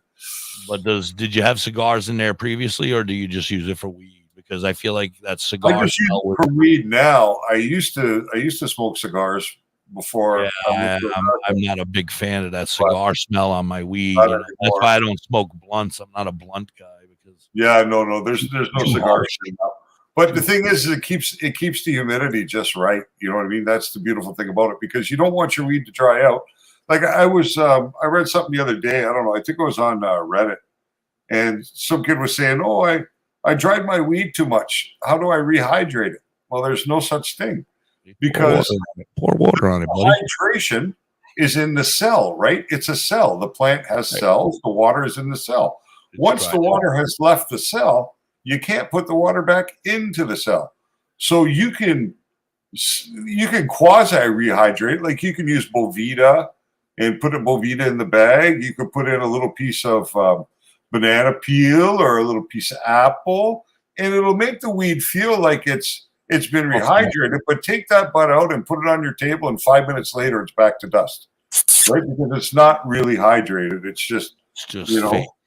Yeah, it's fake hydration. But what is your suggestion on that? I have that little glass jar over here, and every time I buy a flower from not every time. I wish it was every time, but I do get those little gel packs or those little packs of whatever. Do you keep those and put them into your jar and keep them with the weed, or do you throw them away? No, I keep them with the weed. Always. Yeah, they're for a reason. I throw them away all the time. See, there's two types. There's Bovita, and the other one is fucking annoying. There's a little white one. I don't remember the name. But no, they're not annoying because they're there for a reason. They're there to keep your weed hydrated. Well, yeah, now I know. Thanks. I've only been smoking weed for 40 years. You tell me now. See, like cannabis, when you're done drying your cannabis, you should be at 13 to 15% moisture. Moisture content should be 13 to 15%. By the time you're finished your cure, it can come down to 9, 10%. And that's where you want to stop the moisture loss right there. Well, you know what I mean? At that I'm point. leaving you in charge. I'm going to piss myself. You're in charge. There you go. I got to go or I'm doing the dance here. Hippie Smart. I've not heard Hippie Smart, Guernsey. This is different. I've not heard of them before. Glass under massive AC. Yep. What is it you can see? You can see the less quality? Oh.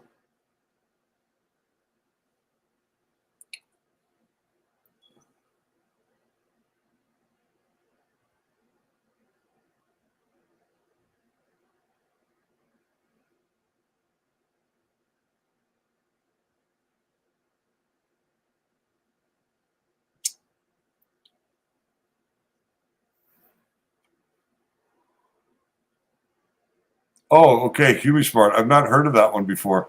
That's just a brand I'm not familiar with. That's the only difference. So you're working in a dispensary on the res? We're at New Brunswick.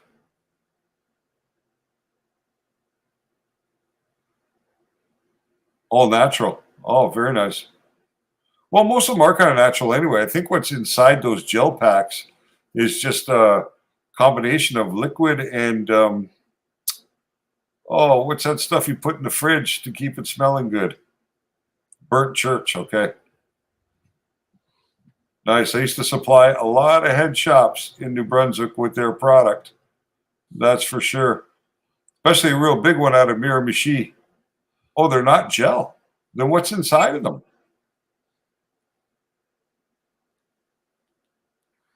Okay, I'm back. Sorry. You're back. Yeah.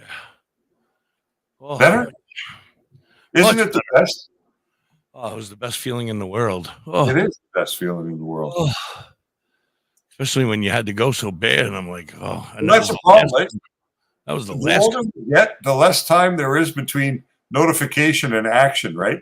Before you used to get the notification, it was time to go, and then you didn't have to take action very quickly. Oh, yes, no, there is now, way big difference. Yeah, now it's like right? I don't even have. Comes and you're like, better take action.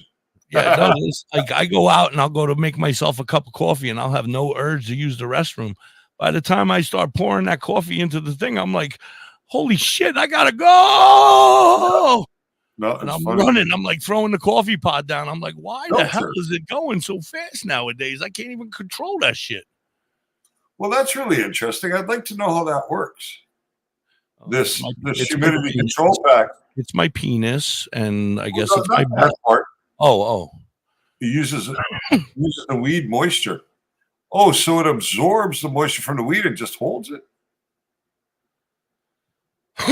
That's interesting. I've not heard of that company before, Hippie Smart. Well, you need to get to become a part of our Discord so you can come into the back and hang out once in a while and meet Pothead and talk to her. Well, we could have Pothead up on the show one day, too. Yeah. And that'd be interesting. Talk to us about her Canadian stuff up there and her. Yeah, I'd like to know what she's doing there. New Brunswick. I work with a lot of stores in New Brunswick. I wouldn't be surprised if at some point in time we had people in common. Would not surprise me at all. All right. Well, I got to do a commercial because it's past the time. I had to pee at the last commercial. All right. I'm going to roll on and get some work done. All right, my friend. And it's been a pleasure today. I apologize for tomorrow. Oh, no problem. No problem. But I will be back with you again on Wednesday without doubt. All right. So everybody knows Dr. High will not be here tomorrow. So it'll be a regular radio show. I'll be on 8 a.m. to 4:30 p.m. on the East Coast. Dr. High will be back on Wednesday. And so get your questions ready, please. Dr. High, thank you so much for being here today.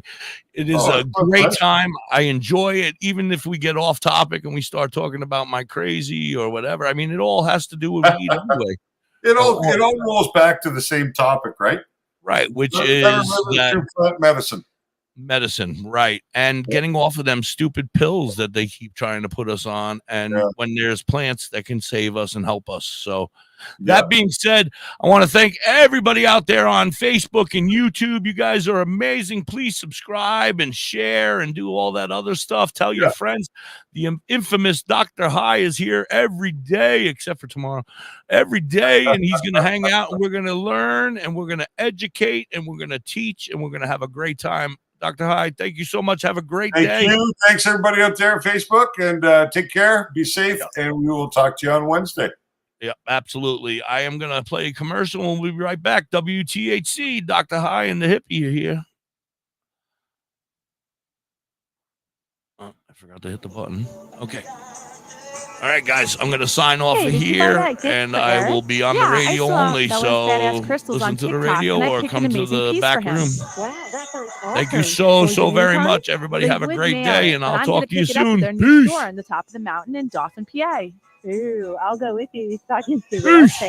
Awesome. Keep an eye out.